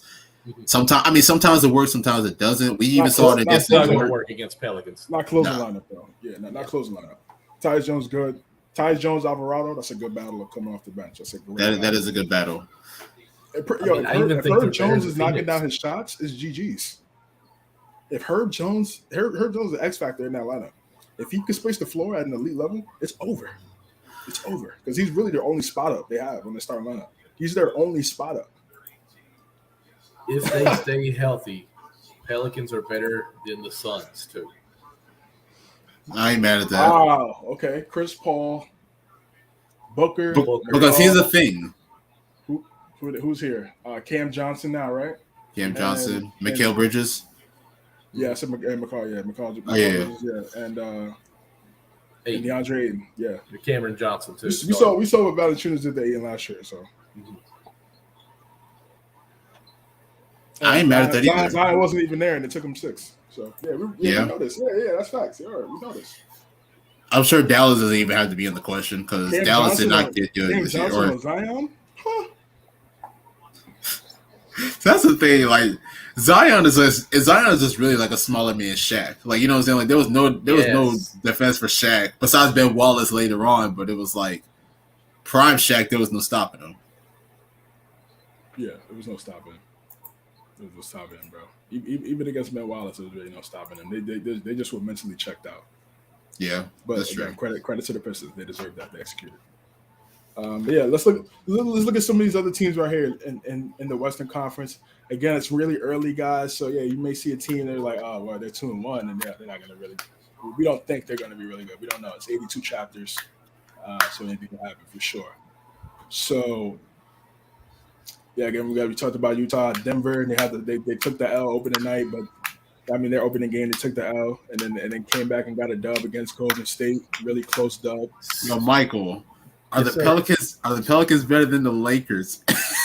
I'm just playing. I'm kidding. I'm joking. We do that last year with the records head to head. I'm joking. Swept them, right? I think so. I think they did. Yeah. That's crazy. Pelicans, if healthy, are top 3. Regular season. That's a bold prediction. I don't think it's that bold. I don't think it's that bold, bro. I really don't. I mean, New Orleans is good, You but got that I don't. Gatorade. You got that haterade going on. I got that. If Zion could stay healthy, they're gonna be a top. Now, I will admit, a healthy Zion will be an MVP candidate. I can definitely attest to that. Of course. But okay, there we go. It's a perfect transition right into the discussion. Michael, man, who's your MVP? Opening week MVP. Crazy. Who's your opening week MVP? There really should be one answer. In my opinion. Yeah. I'm going with Luka because he has. Wow. I mean, he's doing everything. I'm saying as far as now, are you just saying from the 1 week? Like, who would I say was the MVP? Yeah, from this. Let's this 1 week. Let's do both. Let's do both. That's a good. Because what I'm saying that's is actually a good question. I feel like Luka, the way that he showed week 1 for the whole season, is going to put him in the best spot of winning MVP at the end of the year. Because what he did, everything against the Suns, I mean, everything was through him. There was no Brunson really showing up, and he was trying to do everything. So I'm thinking top candidate to win it is going to be Luka. Okay. So that was your hold on. So that was your pick. That's your opening week pick and your season pick. Season pick. I'll say season. Opening week. I don't know. I want to hear who you guys say first. So my opening week pick, I think it's non-debatable. You know, I think he had like 32 against New York in game 1. He had 49 the next game. He did have a bad game against Dallas last night, but you got to go Ja Morant. No, you got to go Ja. Ja has been killing it. Really elevated his game, in my opinion, throughout these first few games. Just really being in attack mode, man, especially on the defensive end, man. Like, you know, his chase down blocks. And then, of course, you know, getting back to the other end and really making plays. Like, Ja, I like Ja this year. I'm not going to say that he's my season MVP because, in my opinion, I think that Giannis can win it again. But Ja's name is definitely going to be up there in top 5 at the end of this year. Yeah, my opening week MVP right now, Jalen Brunson. CJ, who's your opening week MVP? When you compare, there we go. There they are. 100%. I think right now you got to go. You got to go Ja. You got to go Ja. You got to go for opening for these first few week games. 1 MVP. Yeah, week 1 MVP. Right, exactly. MVP ladder. As Nick would say, I'm not mad at that. I mean, I ain't mad at that. Yeah. Can't be mad at it. Nah, my his MVP for the downhill season. attack, man, he was awesome. My pick for the season. Now it's Brunson. Listen, RJ, Randall. I want to say I don't know if he's gonna get the games. If Zion's gonna get the amount of games, man. So I'm gonna go with Luka. For season MVP? For the season. Yeah. I think Luka gets his first one. Yeah. I think it's his time. Jokic got 2, Giannis got 2. Him or Embiid. They're gonna get. I just feel like, bro, if they're just like if they're 6 seed, 6 or 7 seed, they're gonna give it to Luka. My thing for Embiid is, I mean, yeah, they're 0-3 right now, but the offense starts with Harden. Like, I mean, Embiid is. Yeah, I mean, he's the guard. He's the playmaker. So, if he's the playmaker, how can someone else be the MVP when your playmaker is probably the most valuable on the team? Okay, but I mean, let's look at that. Let's look at those old Laker teams. Like, you know what I'm saying? Because in my opinion, you could have said that the offense set up with Kobe. He was the primary ball handler, him and Derek Fisher, but then they dumped the ball to Shaq. Shaq was still winning MVPs those years. They were giving it to Kobe. You said the offense. What you mean offense? But say that again. Like, the offense was practically starting with either whoever was dictating the offense, whether it was Kobe or Derek Fisher, and then they dumped the ball to Shaq and got it to him in the paint. But Shaq was still the most dominant factor and was winning MVPs those years. But the offense is starting with only Harden, in my opinion. I mean, Embiid just had 40 last night.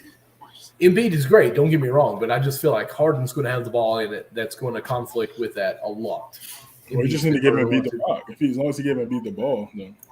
That's what they do need to do. They need to run the offense through Embiid. I definitely do. 100%. Agree with that. You're asking, will he do that? It's like, why did he go there? I mean, to not give him the rock and lose. Why did he leave Brooklyn when he had because Kyrie to give the rock to? KD had a sprained MCL and Kyrie was AWOL. But now they're back. Yeah, but now they're back. Yeah, now they're back. He's with Embiid, and they're with Ben. So I'm just saying, Harden could give him the rock, and if he does, Embiid is front runner because he's been right there, number 2, for the back-to-back years. Really, I think Embiid should have won it last year, personally, but I think when he had some time out, that hurt him on winning winning MVP. I just feel like this offense is already stagnated. Well, I won't say stagnant. That's too strong.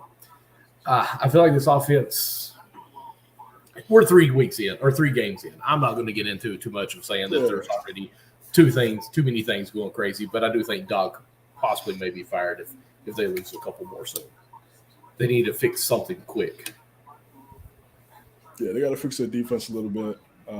Their shooting transition defense hasn't been great. Yeah, they got some things they need to clean up for sure. Like I said earlier, I think they'll be fine. All right, let's look at some of these teams in the Eastern Conference. Hey man, I have a quick statement that I want to say about this team of the East. Pelicans are better than what you're saying. Yes. Okay, great. Oh my god, but I'll be honest. Coming into this year, I wasn't high on Boston. You know, especially with the loss of Ime Udoka, I was like, you know what? Like, they're not going to have the coach that led them to the championship last year. I think they're going to fall off a little bit. But looking at them through these first 3 games, and I know it's only 3 games, but Boston looks dangerous. They look Jason Tatum, MVP candidate too. Yeah, Chase Tatum, Jaylen Brown has elevated his game as well. Still needs to work on his ball handling, but he's getting up there. Boston might get back to the finals this year. I might be over exaggerating when I say that, but if they play that the way that they've been playing and only get better from here on out, they could possibly do it again, even without Udoka. Look at Washington; they took an L tonight against the Cavs. Yeah, but Washington was pretty good too. Porzingis and Bill, they're out there. Perry, put some respect on them. I don't know. I just don't know how long. I just don't know how long that's going to last. Just because of injury concerns for both of their top guys. Charlotte Hornets, 2-1. Charlotte's not going nowhere. I'm sorry. Nick Richards. Nick Richards was really good tonight against Atlanta. Nick Richards. Yes, where do you play ball in college? You may know. Yeah, give you a hint. Yeah, the blue Duke? Yes, sir. Oh, yes, sir. I'm kidding. Oh, this Kentucky. Kelly Oubre had a good night. 20 points. Sorry, Nick just lost connection, man. I don't know what just happened there. Whew. Oh, there you go. Oh my god. Put me at the bottom. Say that. But yeah, the Wizards, the Hornets. Yeah, I mean, I don't know how long. Again, LaMelo's coming back. He came back healthy. You got to make sure he's healthy. The Nets. T.J. Warren hasn't played yet. Yo, CJ's been really high on TJ. We haven't seen TJ in like 2-3 years, dog. That's a fact. Nah, but I'm just saying, like, if he's healthy, Yeah. and if he's even like 75% of what he was in the bubble, 2020. that's a good. That's all. Maybe even 70. That's all they CJ. need. We're not asking him to score 25. I just need 17. 4 threes and good defense. If AD was 70% of what he was in Pelicans, man, the Lakers would be good. Yeah.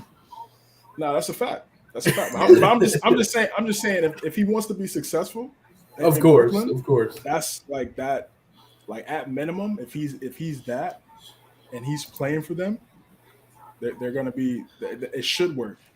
But then again, I watched them play, and I still see the heavy ISO, and I just don't think Nash is. I just don't think Nash is it. When you're, again, like I said last week, when you're coming out and you're saying you don't want Ben Simmons to shoot, so you're telling a player to not develop. Weird vibes. But I think they're going to be talented. I think they're going to win a bunch of games because of their talent. But I'm just not sure. And when it comes playoff time against the Bucks, against the Celtics, these teams that have had playoff experience as a unit together for years. Their core guys have been playing in the playoffs together for years. That's going to be tough. But I don't know. Like I said, they're going to be good. I want Ben Simmons to be aggressive, but he just doesn't want to score. It's sad. It's weird, actually. Hawks look solid. DeJounte and Trey kind of figuring it out. Like I said, I feel like, again, I knew it was going to work just because Murray's used to – Murray, you have to remember, playing with Pop, you got to know how to adapt in different situations. So he definitely worked on that. And I think he's going to excel. He's going to excel in Atlanta. I was looking at Ben Simmons stats. I haven't been able to watch any of Atlanta games, so I can't really comment too much on there. I do think, kind of going back with you a little bit, what you were talking about, Hornets, I think they're going to be a different lineup because personally, I think that's where Westbrook's going to end up. I think Gordon Hayward is going to be out with a couple other players. So what does that trade look like? Let me pull up their lineup real quick. Let me go find them. Because in my opinion, for Charlotte, I'll say you send Hayward and Rozier. At least those two guys. Probably PJ Washington too. I don't know about that one. I think Charlotte really likes PJ. Well, they do, but I think he's got to be So them doing that means they're because the Lakers. Absolutely. So LaMelo's going to play the whole season on a tanking team in year 3? I mean, year 3 tank and you get Victor in that draft pick? Well, if that's the case, I'm going to shut it down. Yeah, I mean, we'll see how much he does play. But I do think Gordon Hayward, there's been rumors that I've seen on the Twitter world that he's still not happy with his team. I mean, you play 31 minutes. I don't know how, but I mean, you get in the bag. You're getting paid $30 million a year. Well, not happy with the team. I mean, happy with the check, I know, but I mean, he only had I don't know what day I'm looking at. I think today he had 12 I don't really know what he expects. He's old as hell. Like you're not gonna get the rock over LaMelo, Rozier, and the rest of these guys. My point is though, I don't know what he's but my thing is though, I don't think Heed and Miles is the fix to that because they need depth too. So and shooters. I mean, that's only one shooter with a clogging. I mean, Miles shoots a little bit, yeah, but he's also a big. So I mean, is he going to be the 5 or the 4? And then AD is a good shooter too. So are you taking him out of the 4 or just putting him on the 5? So that's where I kind of wonder: are they just going to be interchangeable? What are they doing there? Because I think AD wants to play the 4, which if you're getting Miles, you're not really needing his shooting. If they get Hayward, Miles could shoot though. Right, but are you going to play him at the 5 or the 4? Yeah, Miles, you got to play with the 5. Yeah, play with the 5. I said LeBron, Beverly, Hield, AD, Miles Turner. I mean, that sounds great, but That's I'm a just much saying. better. That's a much better lineup than Westbrook, LeBron, Beverly, AD, and Any lineup is better than saying the name Westbrook whatever in that team. whatever And they I'm can not form dogging right now. Westbrook. Because Westbrook, now- wherever he goes, he's going to be good, I think. Because now But what Not happens is here. now what happens is guys like Lonnie Walker, JTA, Mhm. instead of them because they're really like 7, 8, 9 guys, Mhm. maybe 10 sometimes. They're 7, 8, 9, 10 guys. Right. And right now they're playing, 6-man, they're playing 6-man type, heavy second unit minutes. And Lonnie Walker's played a lot of minutes, and JTA not so much with the Warriors. So now he's playing. It's a much heightened role for him right now. He's playing more than he's ever played in his career. Okay, I don't know how, how reliable this site is, but it's LakersDaily.com. And it says Gordon Hayward actually appears to agree with the Lakers should trade Russell Westbrook for him, PJ Washington, and Kelly Oubre. I would want Terry Rozier in that. You say you don't know? No, I said I want Terry. I said I want Terry Rozier in that Okay. deal. If I'm the Lakers, I need Terry Rozier in that deal. But do you want Oubre though? That's what I'm saying. Like Rozier's a certified bucket. Like, if all fails, he could get you a bucket on anywhere on the court. He's a really good 3-level scorer. Yeah, And they could use that, and he could space the floor. Mm-hmm. So he's a floor spacing. He could spot up for LeBron if necessary. He can and create for himself. Exactly. If they could somehow get that, then Pelinka keeps his job. But if he can't get a good deal, then they extended him. I don't know what on the Genie Bus. Okay, this is why they're saying he likes it. Apparently, there's been a tweet, and I can read it here. He liked the tweet, right? Yeah. Okay, I didn't realize that's what it was, but here was the tweet. Best trade for the Lakers is that Russ trade to the Hornets for Gordon Hayward, PJ Washington, and Kelly Oubre. We need wing depth and shooting. Buddy Hield and Miles Turner don't fix the wing depth issue. Turner is made the same brand as glass as David. Hey, they call it Anthony Davis too. Let's dare people. Everybody's just stealing my Anthony Davis. Stealing it. They stealing it, man. But for that last part though, but Hayward's made of glass too. Absolutely. So they're in the same glass family, I guess. But I do feel like Gordon Hayward's glass, he would be at the 3-point line, not moving. Okay, but he still gets hurt. I wouldn't even take Hayward, especially with that contract, man. Nah, Rozier. You can pay $30 million a year. If I could get how much is Westbrook? If I could get Hayward, Rozier, and PJ Washington, that's a steal. Yeah. That's a steal. That's 3 potential starters on the Hornets for Westbrook and 2 first-round picks. So yeah, but I don't know if Rob Pelinka is that good enough. Like, what's a big trade that he's done that's game changing? AD trade. Yeah, I was about to say the AD was the only one I could think of. It's like a layup. That was gifted to him. And we clearly know who won that Russ trade right now. I mean, it's pretty clear as day who won that one. The Lakers. The Lakers won it? No, Nick. Let's say. Lakers gave up a first-round pick too. The Wizards have won a game. They've won 2 actually. They're 2-0. And ever since last year, Kuzma's elevated his game. They did have KCP. Magic Johnson traded Zubats for Mike Muscala. Stupid. That was crazy. Whoa. Stupid. Whoa. Mike Muscala? Zubats had 14 and 17 the other night. Wow. Is Mike Muscala in the A? Yo, what is going on with the Lakers, man? Ever since the late great Dr. Buzz was taken away from us, man, it's just been Magic. And then Magic was like, it's gonna help us. I remember I was like, that he traded him to the Clippers though, all teams. Like, yeah, of all teams. 14 and 17. If he could do that every night. Yeah, they could use, and they needed it's perfect too. They needed a center too because AD doesn't want to play center. he would have been perfect.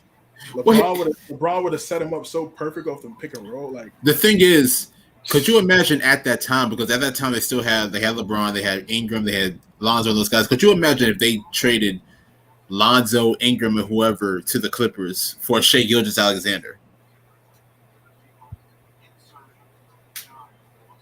Be decent in my opinion if they could have pulled that off. Say that again. Say the trade again.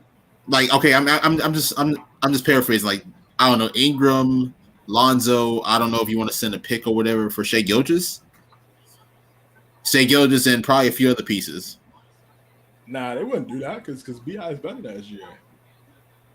Okay, yeah, I agree with that. But it was also, I mean, but you got to think though, like BI wasn't the BI that we know today. I mean, BI was still a good player. Same thing with SGA. I mean, that's true. He played well. He played well for his rookie season on the Clippers, but we didn't know he was going to be like this. So, that's a fact.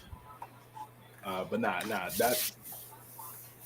Yeah, Zubats. That would have been perfect. He's perfect, big man, because that's their problem. Their problem is center and guard. They don't have a center, and he would have played a lot. Yeah, he would have been exploited a little bit on pick and rolls, but against Jokic, against these teams in the East, he would have fair shared. He sets really good screens. Look at him right here. Look at this. Yeah, bro. Clippers getting Clippers getting clipped. Clippers getting clipped right now. Clippers, yeah. Mm-hmm. The Clippers are getting clipped by the Phoenix Suns, 63-45. That's what we like to hear. Phoenix definitely needed a dub. Damian Lillard's been going crazy. Damian Lillard is back. He was doing the my time. He hit that step back three on Lonnie Walker. That was a big shot, man. I'm so happy that Dame is back. I'm so happy that he's back. That step back three was crazy. But man, let's get into another team in the East. Let's get into the Knicks, man. I want to hear your thoughts about their first few games. Yeah, listen, man. It's I played the Pistons and the Grizzlies. Grizzlies game was good. I like the way they fought. They were down. They came back. They fought hard. Julius Randle got foul trouble. Couldn't finish overtime. That was tough. Mitchell Robinson was in foul trouble. They could have definitely used him in that game. Offensive rebounds, things of that nature. Job went crazy, but I feel like there were definitely opportunities. You're missing a name. And my guy Cameron Reddish. Yeah, come on, man. I'll save my guy for last. It's like came in there. He played well, 23 points. He's going to the basket, being real aggressive. RJ sold in that game. He went 3 for 18. Sheesh. But game against get home. Yeah, it was bad, bro. Some of his takes, I was just looking at the screen like, he really did that? Like he was going down the court and really thought he was gonna really? I was shocked when he went 3 for 18.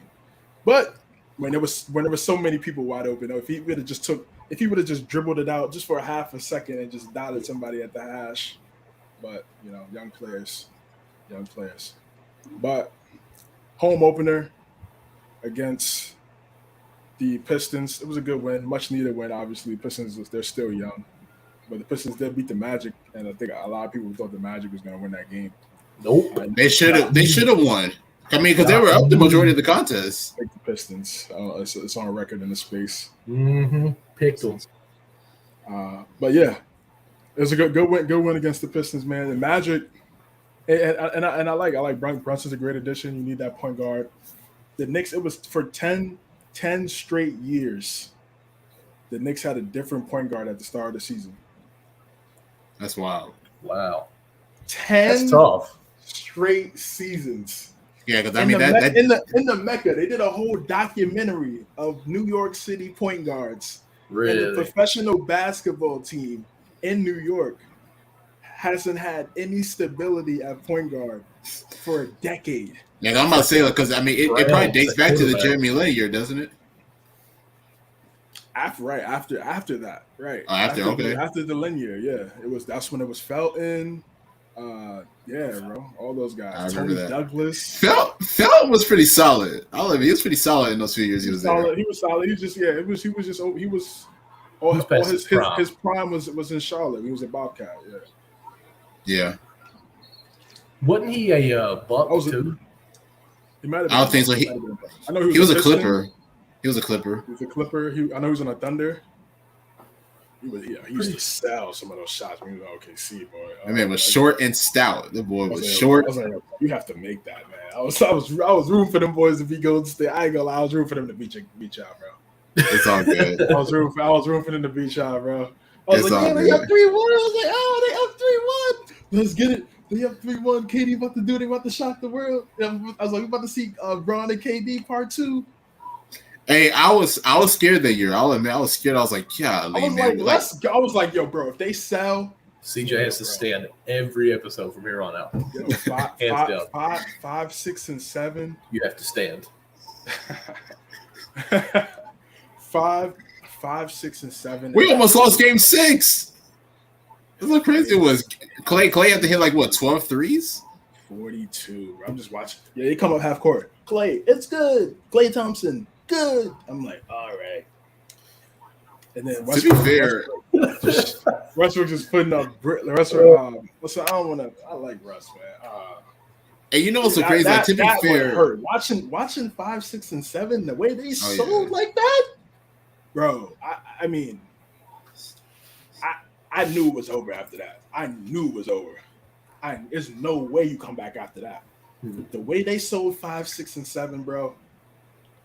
and you got to think they were blowing us out too. They were up by like damn near 41. I was like, it wasn't like these were like close. That's what I'm saying. Like it wasn't like brother.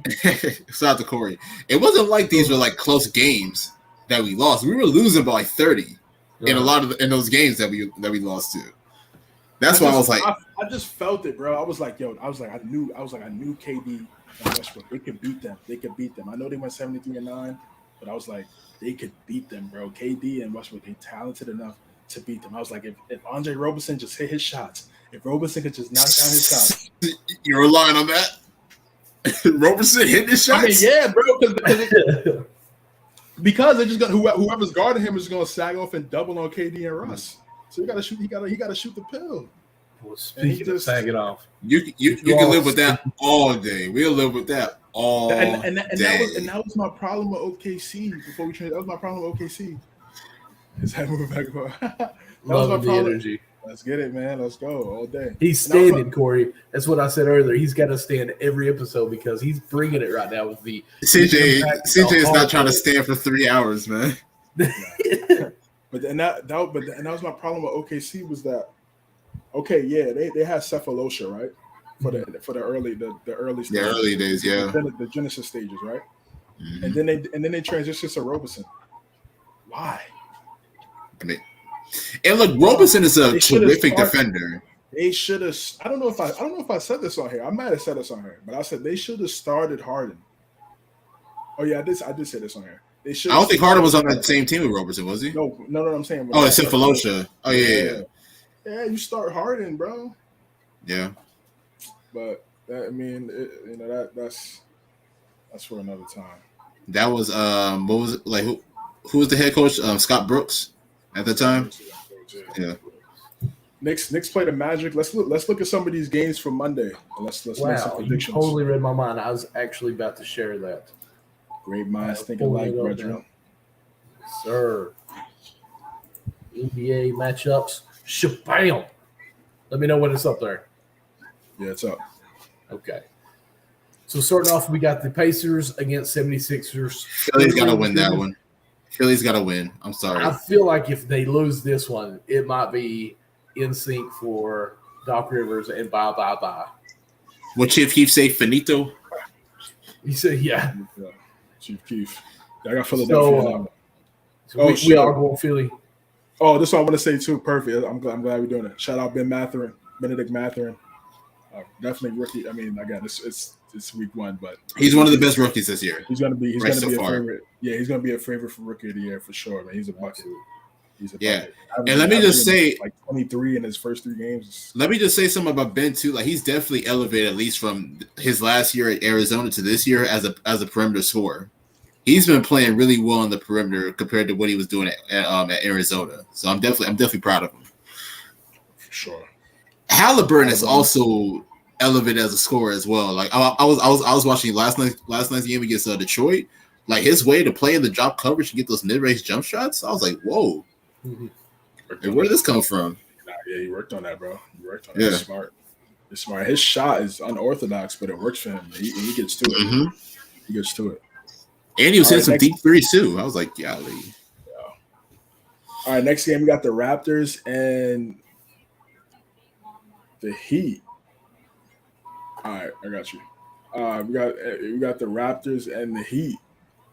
Michael's Heat. Who you got, man? I mean, I can't not say the Heat, but the Raptors looking pretty good so far. I can't remember who they played and got the 2 losses from, but there was a close game between two that I think it was Cavaliers they beat, wasn't it?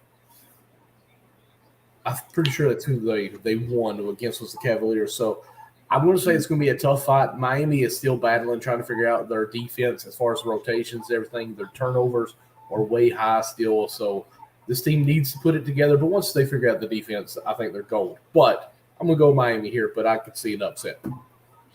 I got Toronto. I feel like they're going to get this steal. Like you mentioned earlier. CJ Siakam has been pretty solid to say the least, and I think that that's going to continue to elevate.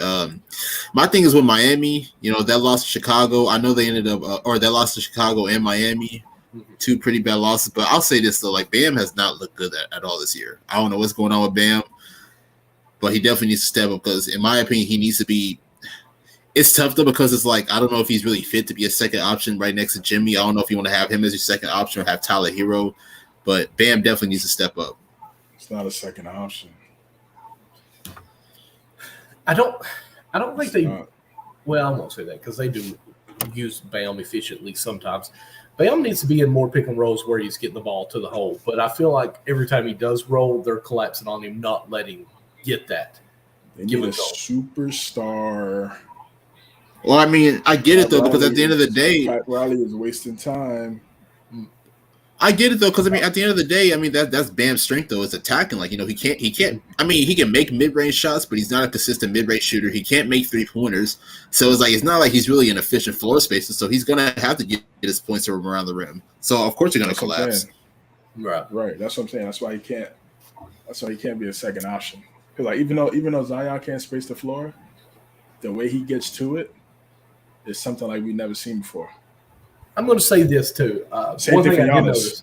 That's what I'm saying. So even though those guys aren't great shooters, how they slash, like it makes up for the lack of shooting.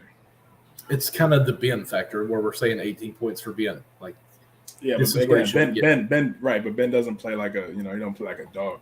Right. So. But one thing that I would say I would like to see them kind of tweak a little bit is I'm seeing a lot of the 2-man game with like completely isolated.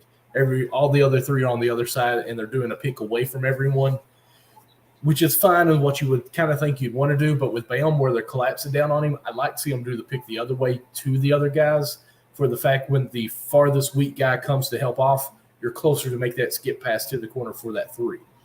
I mean, if you knock that down a couple times on the 3, you can't have the far guy help that far. Like, 2 passes away, you're in help defense, foot in the block. Well, when Bam's rolling to the basket, they're leaving that far guy because you're going even farther away with that pick away from everyone, that they're coming on the other side of the goal, and they can retreat if there's any passes. It's going to be 2 passes away. But if there's a pick coming back to the free throw line, if you will, and the help is there, then you got that kick to the corner 3. I feel like that little tweak coming to the inside would be a little bit better help for Bam because you can't help. If you do, you give up 3 instead of 2. But that's just me. I mean, I'm obviously not making the big bucks, but that's one thing I'd like to see them kind of change it out a little bit. Yeah, I mean, but listen, we talked about adding some plays, specific plays for Bam, so he could be more involved from a scoring standpoint offensively last year. So I'm not sure. I'm not sure what they're going to do there, but I just feel like again they need another superstar next to Jimmy Butler. It's going to be the same thing over and over again. I just don't think Hero is. Hero's not not bad. the guy in my opinion. He's Hero- he's an Hero is a important good six man. yeah, he's an important piece, but he's not one of the key pieces. Mhm. Let's put it that way. I mean, I can't be mad at that either because he's proven as a 6-man and he's a good scorer, but I don't think he lacks the physicality or at least the strength to be that superstar at the moment. I just don't think he has the personnel to really be like a top option. That's just my opinion. Oh yeah, I mean, So hopefully you don't think he has the what? The personnel to really be, to really be personality? like a top. Yeah. I mean, well, Kawhi. I mean, Kawhi's Corey's got a quick question here that Kawhi don't say nothing, bro. What if Yeah, but I mean, Kawhi Kawhi is an elite 2-way player, though. I mean, like Hero is a phenomenal scorer, but he definitely doesn't bring style. that same energy on defense. Oh, you're talking about play style. Okay, my bad. So Corey asks, what if you trade Hero and Bam for AD and the Lakers 2027 first round pick? No, for who? Nah, I'm sorry. For both teams. For the Lakers. For the Lakers? Yeah, why would they do that? That's a terrible trade. Well, Hero's a knockdown guy. I just said Bam couldn't be a second option, so they're gonna trade already proven second option for Bam. That makes sense. I mean, I'm okay with it a little bit. I mean, I don't know what you do with Westbrook on that team still. Unless Bam is just setting picks like crazy, and rolling on everything. But I do like the fact of thinking like Hero coming on that team to be that knockdown guy, possibly to help out on that. But I'm with you guys. He definitely provides shooting. I think it sounds nice, but I don't think it would work out. Yeah, I think Hield and Turner and keeping AD is better than losing. That's AD. better. It's better than That's losing better. AD and getting Hero for shooting. Like, I'm just loving all this talk about UK players. Let's carry on. All right, CJ. We got Oh yeah, my bad. We got the Magic, and then the Knicks. Orlando's 0-3. They suck. Yeah, but they're not playing like it though. They're not playing like it though. They're This I'm about to say, yeah. is a trap. This is a trap game. This is a trap game. This is gonna be a trap game for the Knicks. They better not lay down and get complacent because they're going against an 0-3 team. Because they battled against the Celtics last night. And they battled against the Pistons. They were up by like 20 against the Pistons before they blew that lead. So like, yeah, they're 0-3, but Hield and Turner, hell no. What you mean, hell no? So To the Lakers, no? What's up? Give me a better trade for Russ right now. Let's see. Gordon Hayward, No, like PJ, and Rozier. How does Hill and Turner not work out for the Lakers? I like that trade, right?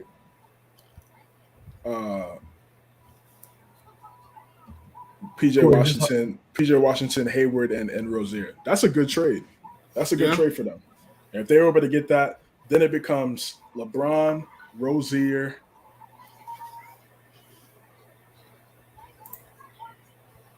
Picks too valuable. Well, for I'm Indiana, not trading any picks for those guys. Picks are too valuable. I mean, they're in win now. That 2027 push come to shove, and it all goes haywire. You could trade AD and get those picks back, brother. Make the trade. oh, he's talking about the Lakers. Yeah, push come to shove. Push come to shove. Say it doesn't work out, you trade. Just trade AD and get your picks back. Yeah, What I'm saying. We'd rather Rozier, Hayward, and whatever.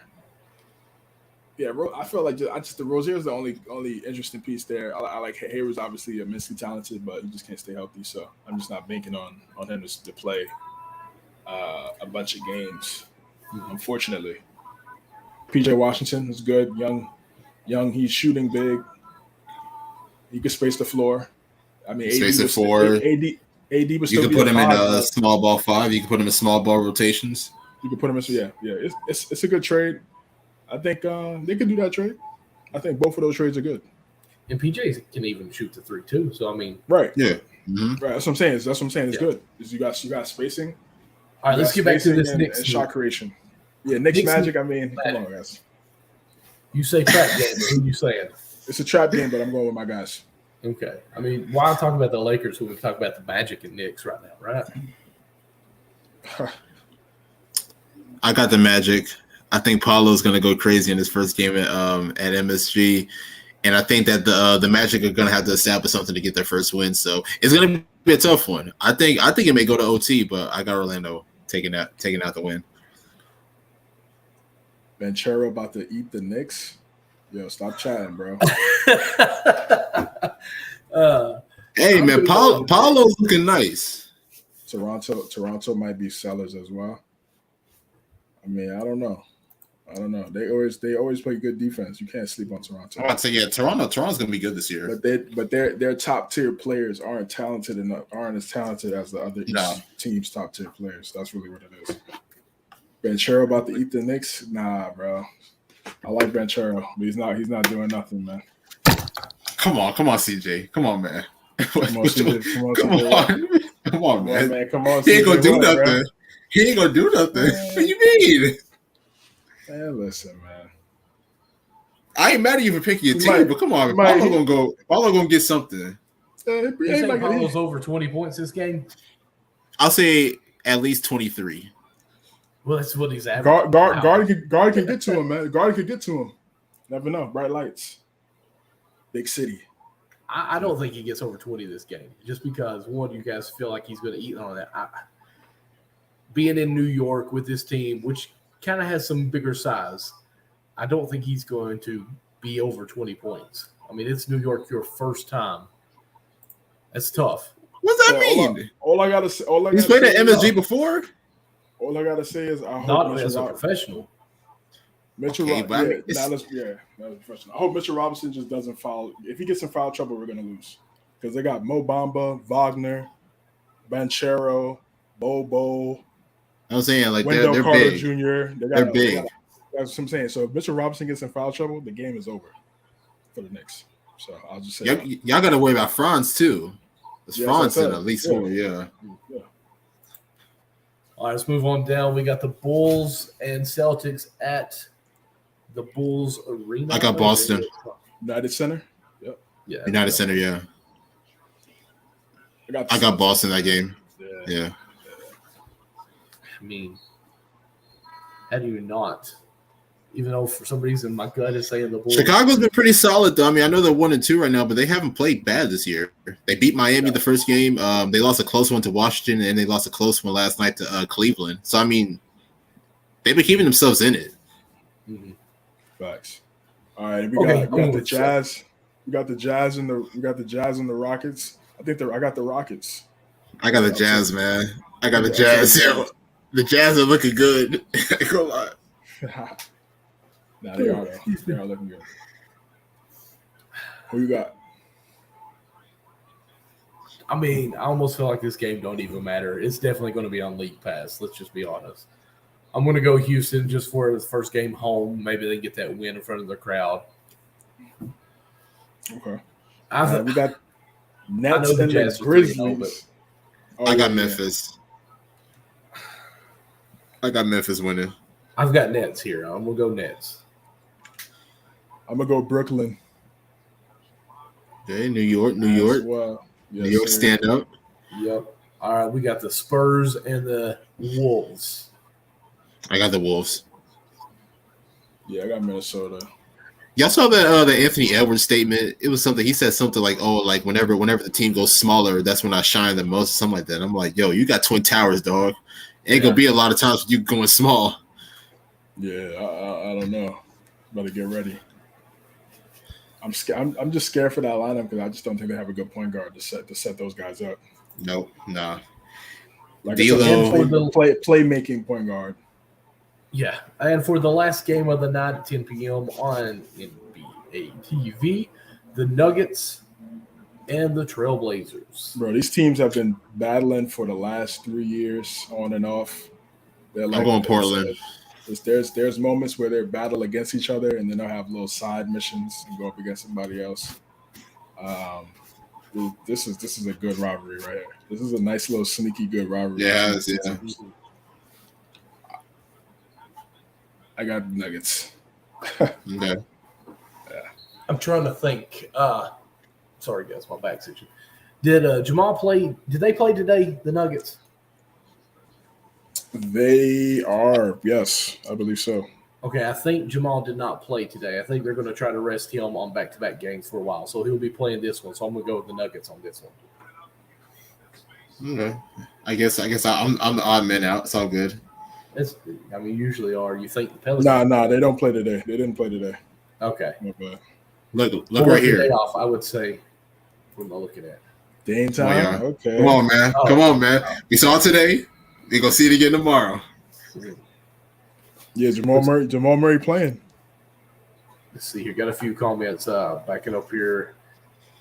Did y'all bring any of these in when I was on the other screen? Yeah. I got the Clarkson 20 points. Okay. I'm telling y'all, man. Utah. These last two at the bottom. Utah's trying to make a run. No, Bears too good. What do you mean? Mike, come on, man. They're not. I mean, you clearly have not seen these first 3 games. I haven't, and I don't care about them. But here's the thing. Here's the thing, though. Like, it's not like they're playing it's not like they're playing ordinary teams. They're playing playoff teams. I 100% agree with you on that. But let's be honest. Minnesota, New Orleans, your New Orleans Pelicans, the team that you think is going to be up there. Thank you. There we are again. They beat the Pelicans tonight. I thought the Pelicans were going to get that done. This Utah team is not winning a championship. You agree on that? No, nobody said that. Nobody said that. I'm getting to my point here. Okay, you don't think they're winning a championship, right? Or even I don't. Or even close. No, okay. So why even bother? And I'm not saying tank. I hate tanks, but I'm just saying, why would you be like, hey, let's grind this whole year out, try to be the best that we can be, and still know that we're not capable of winning anything?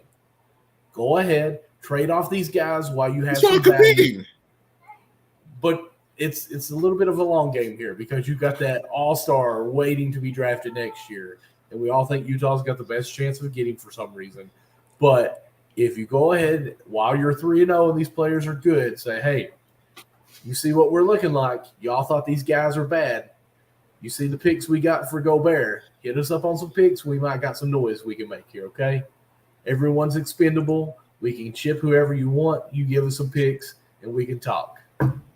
You like my phone? They got some good players. Like I was saying earlier, they have some good players, man.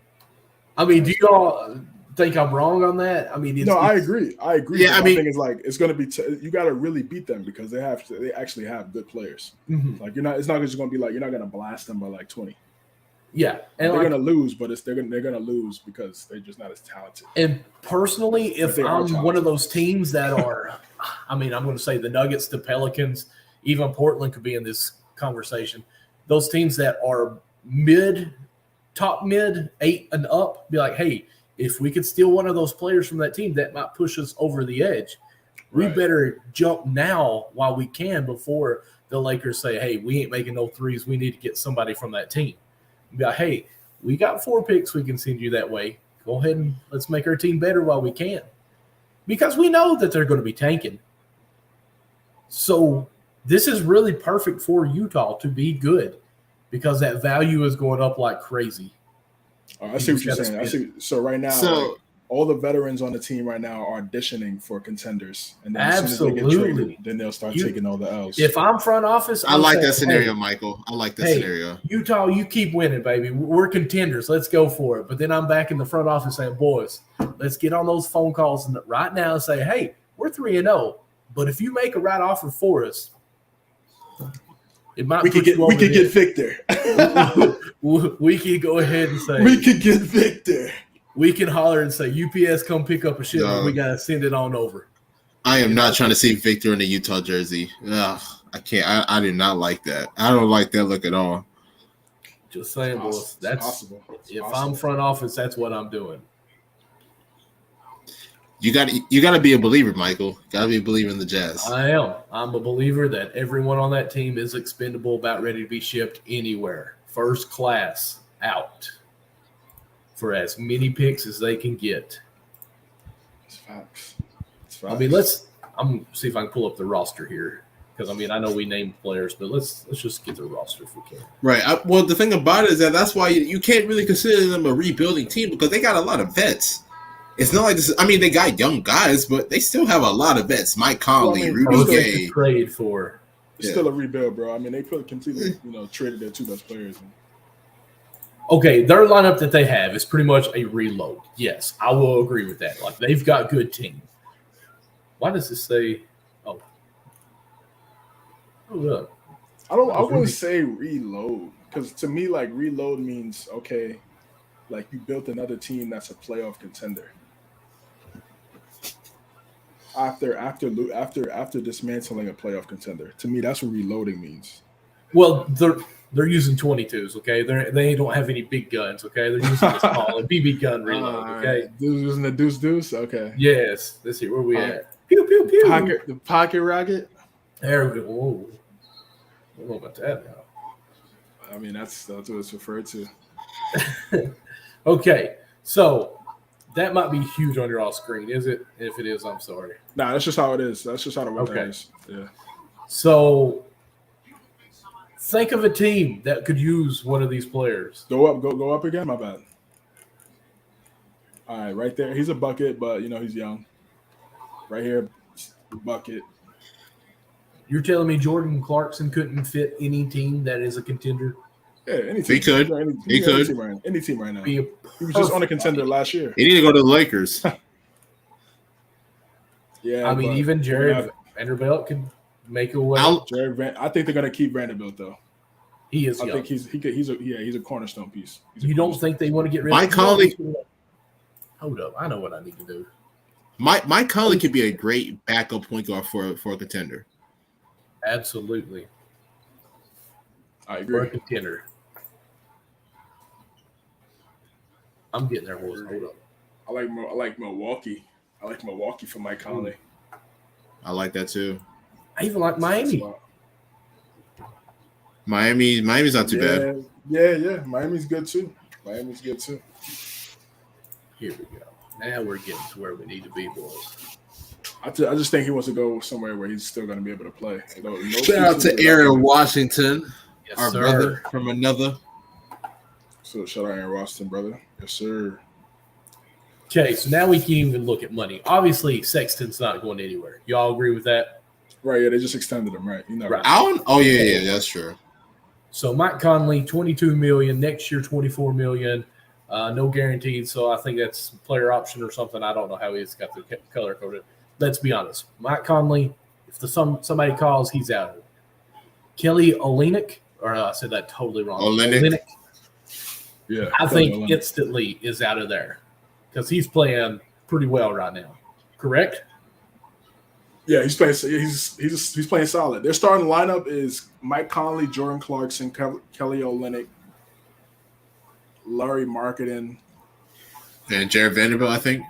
and Jared Vanderbilt. Yes. Yep. Okay. Kessler's not going anywhere. I think if Olynyk went to the right team. Michael Beasley can be a nice solid piece for a contender too. Yeah, Malik Beasley definitely. Oh yeah, Malik Beasley, not Michael Beasley. Yeah, Olynyk could be nice in the Lakers uniform, honestly. Can shoot the three, can also play defense at the 5 or even the 4-2. A little bit up. But it's like the Lakers don't have anything to give up. They just gave up. Agree. They just gave up a young player that I agree. everybody I'm hyped 100%. up. But everyone on this team is expendable, except for Sexton, And I think Marketing. Kessler, Marketing. Do you think he is expendable or no? No, except Marketing. Okay. Right. Okay. So I mean, trade them while they're big. Get them. Yeah. I think by trade, but like before the trade deadline, maybe before that. ASAP. Rudy Gay could definitely be picked up by a team. And he's cheap too. 16 years. Wow. You're 16. Yeah, he's been in the league for a minute. I remember when he was on the Grizzlies. But yeah, I think Rudy Gay, Conley, Malik Beasley, Clarkson, Olynyk. Yeah, those guys. THT. Possibly. Depends on the move. If it's the right move, he can be moved. I think they might want to, like, once they trade these guys, like the guys I just said, they're gonna play him more just to see Be more, like, see if he is able. Because I mean, he's only 3 years. See what he is. So everyone that's 4 years and under, they may keep. Right. Exactly. Yeah, Walker Kessler, like I said, he could be good. He's set. Didn't he? I like Walker Kessler. First game off the bench. First player ever to do that. First player off the bench to do what? Double, I think, as a rookie, first game. Kessler? Uh-huh. He might have. He I know there was something that he did some stat. He was the first player ever to do it, and I thought the information I seen later was that he was the only player in the first debut as a rookie to be off the bench double. Could be wrong. Yeah, he was playing well from his first game, so I believe that. Was we at 12 o'clock? CJ, I know them legs are getting pretty weak. Nah, bro. Robin are even pretty good now. Bro, I used to work at the post office, bro. Standing. Okay. Standing is regular. Doing retail back in my day, man. Gotcha. Saying nothing.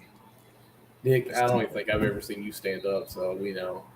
I'm not standing, yo. If I can sit down, I'm gonna sit down. I'm not gonna lie to you. We can tell you even got the fan on above your head, man. You definitely gonna be comfortable. It just keeps you locked in. Keeps you focused. You know what I mean? You know, one day I will. One day I will do a show standing up. The posture. Yeah, because I'm back here just keep back and relax, boys. Hey, ruling. Jeez. That's cool. All right, boys. Anything else you all got? 2 hours, 20 minutes in. Good times. Good talks. I think that's about it. Let's yes, see. Sir. Great show. Can we check out like a week schedule? Can we do that? Can we see that? Because I'm just thinking, for me, I know we talked about the space last time while we were doing this.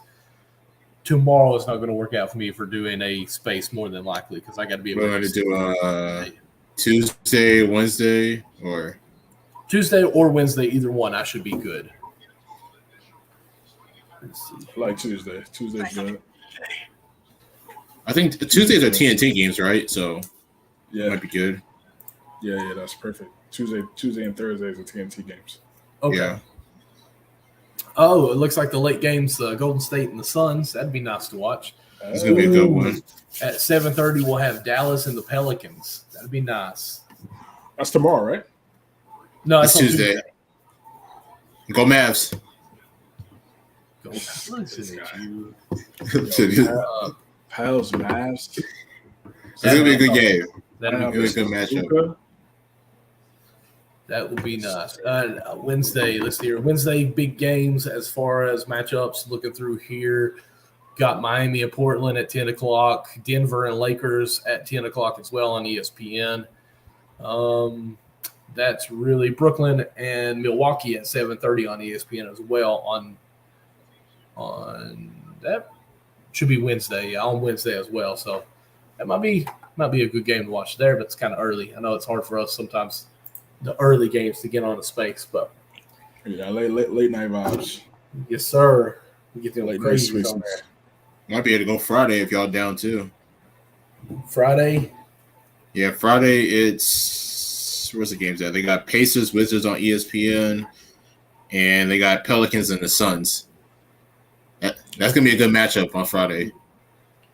Friday might be tough for me. I actually probably Tuesday, Wednesday, and Thursday. I'm good. Okay. Yeah. As long as I can, take care of business beforehand. You know what I mean? Mm-hmm. Let's see, man. Do your thing, brethren. Mm-hmm. Very not on a school night. Got to put them kids to bed. I don't know what you guys are thinking. You got to put them kids to bed. Oh my God, we know. We know. Boys, let's go ahead and give some shout outs and get on out of here. Does that sound good? Yes, sir. Yes, sir. Man, we didn't even do the promotion. This episode is brought to you by JavaSeeds.com. Hey. You can get 20% off of, your bag of seeds. Use a promo code Bucket, 20% off, baby. If you're a fan of seeds. But are you it's been a good show. Hold up. No, hold up. Are you not a fan of sunflower seeds? I'm personally not a fan of them. I'm not gonna lie to you. Have you ever had them? I have had them. I'm not a fan. I haven't had them since I was like in probably like third grade, but I didn't like. I used to not like them either, but I had some of these, and they're actually not that bad. Well, who knows? Maybe the Java seeds are probably better ones. There you go. That's what I need to do. That's what I need to do. That's what I need to do. Definitely. Gotta try the Java seed is gonna change your mindset on everything, brother. That's a fact. Yeah. Hey, I mean, I'm pretty weird though. I don't like sunflower seeds. I don't like coffee. So perfect fit. I don't like honey. I don't like mustard, but I love honey mustard. I love honey mustard too. I love honey mustard. Perfect. Oh man, but it was another good episode. As always, shout out to my guys. Follow us on Twitter at CountBucketUSN. Follow me specifically at NickAndreATR. I got a few articles coming for the site later on this week, and just be on the lookout. Be on the lookout. Linktree.com. Well, Linktree/CJames9. Find out everything that I'm working on. NBA season is back. Glad to be chopping it up with my guys. Watching on YouTube. Make sure you like and subscribe. Hit that notification bell. Leave us a comment at the bottom. Let us know what your thoughts on opening week was for the NBA on YouTube. Give us some comments. Yeah, man. You can find me on Linktree. Again, Twitter, CJames9. 2K, playing some 2K23. CJ versus the World on Twitch. You can find me there as well. And also the Hard Count on Tuesdays at 9 p.m. Eastern. Every Tuesday, my guy Anthony Conover break down everything going on in the NFL world. Michael, your turn. Of course, as you can see, Count Bucket USN, that's on Twitter. Definitely want you guys to go out and try to follow us on there because with this space, we're going to try to be working that as much as possible just to be able to get that interaction with you guys. I know you all get to hear us on YouTube. You get to hear us on podcasts and everything like that. Even our Facebook page, we stream on that as well. But if you follow us on Twitter, you're going to see us quite active on there. Just yesterday, I gave all my picks for the whole roll, and then today I give out my X's and check marks of what I got right on my predictions.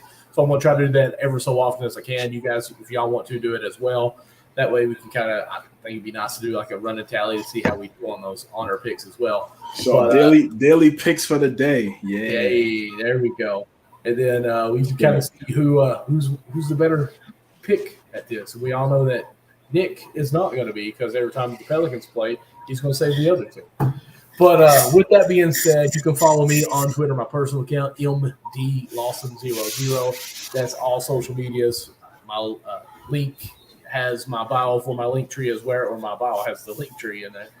Of course, Thursday, I've got Backstop Banter coming almost in. Oh, we are into the World Series now. We got Astros and the Phillies.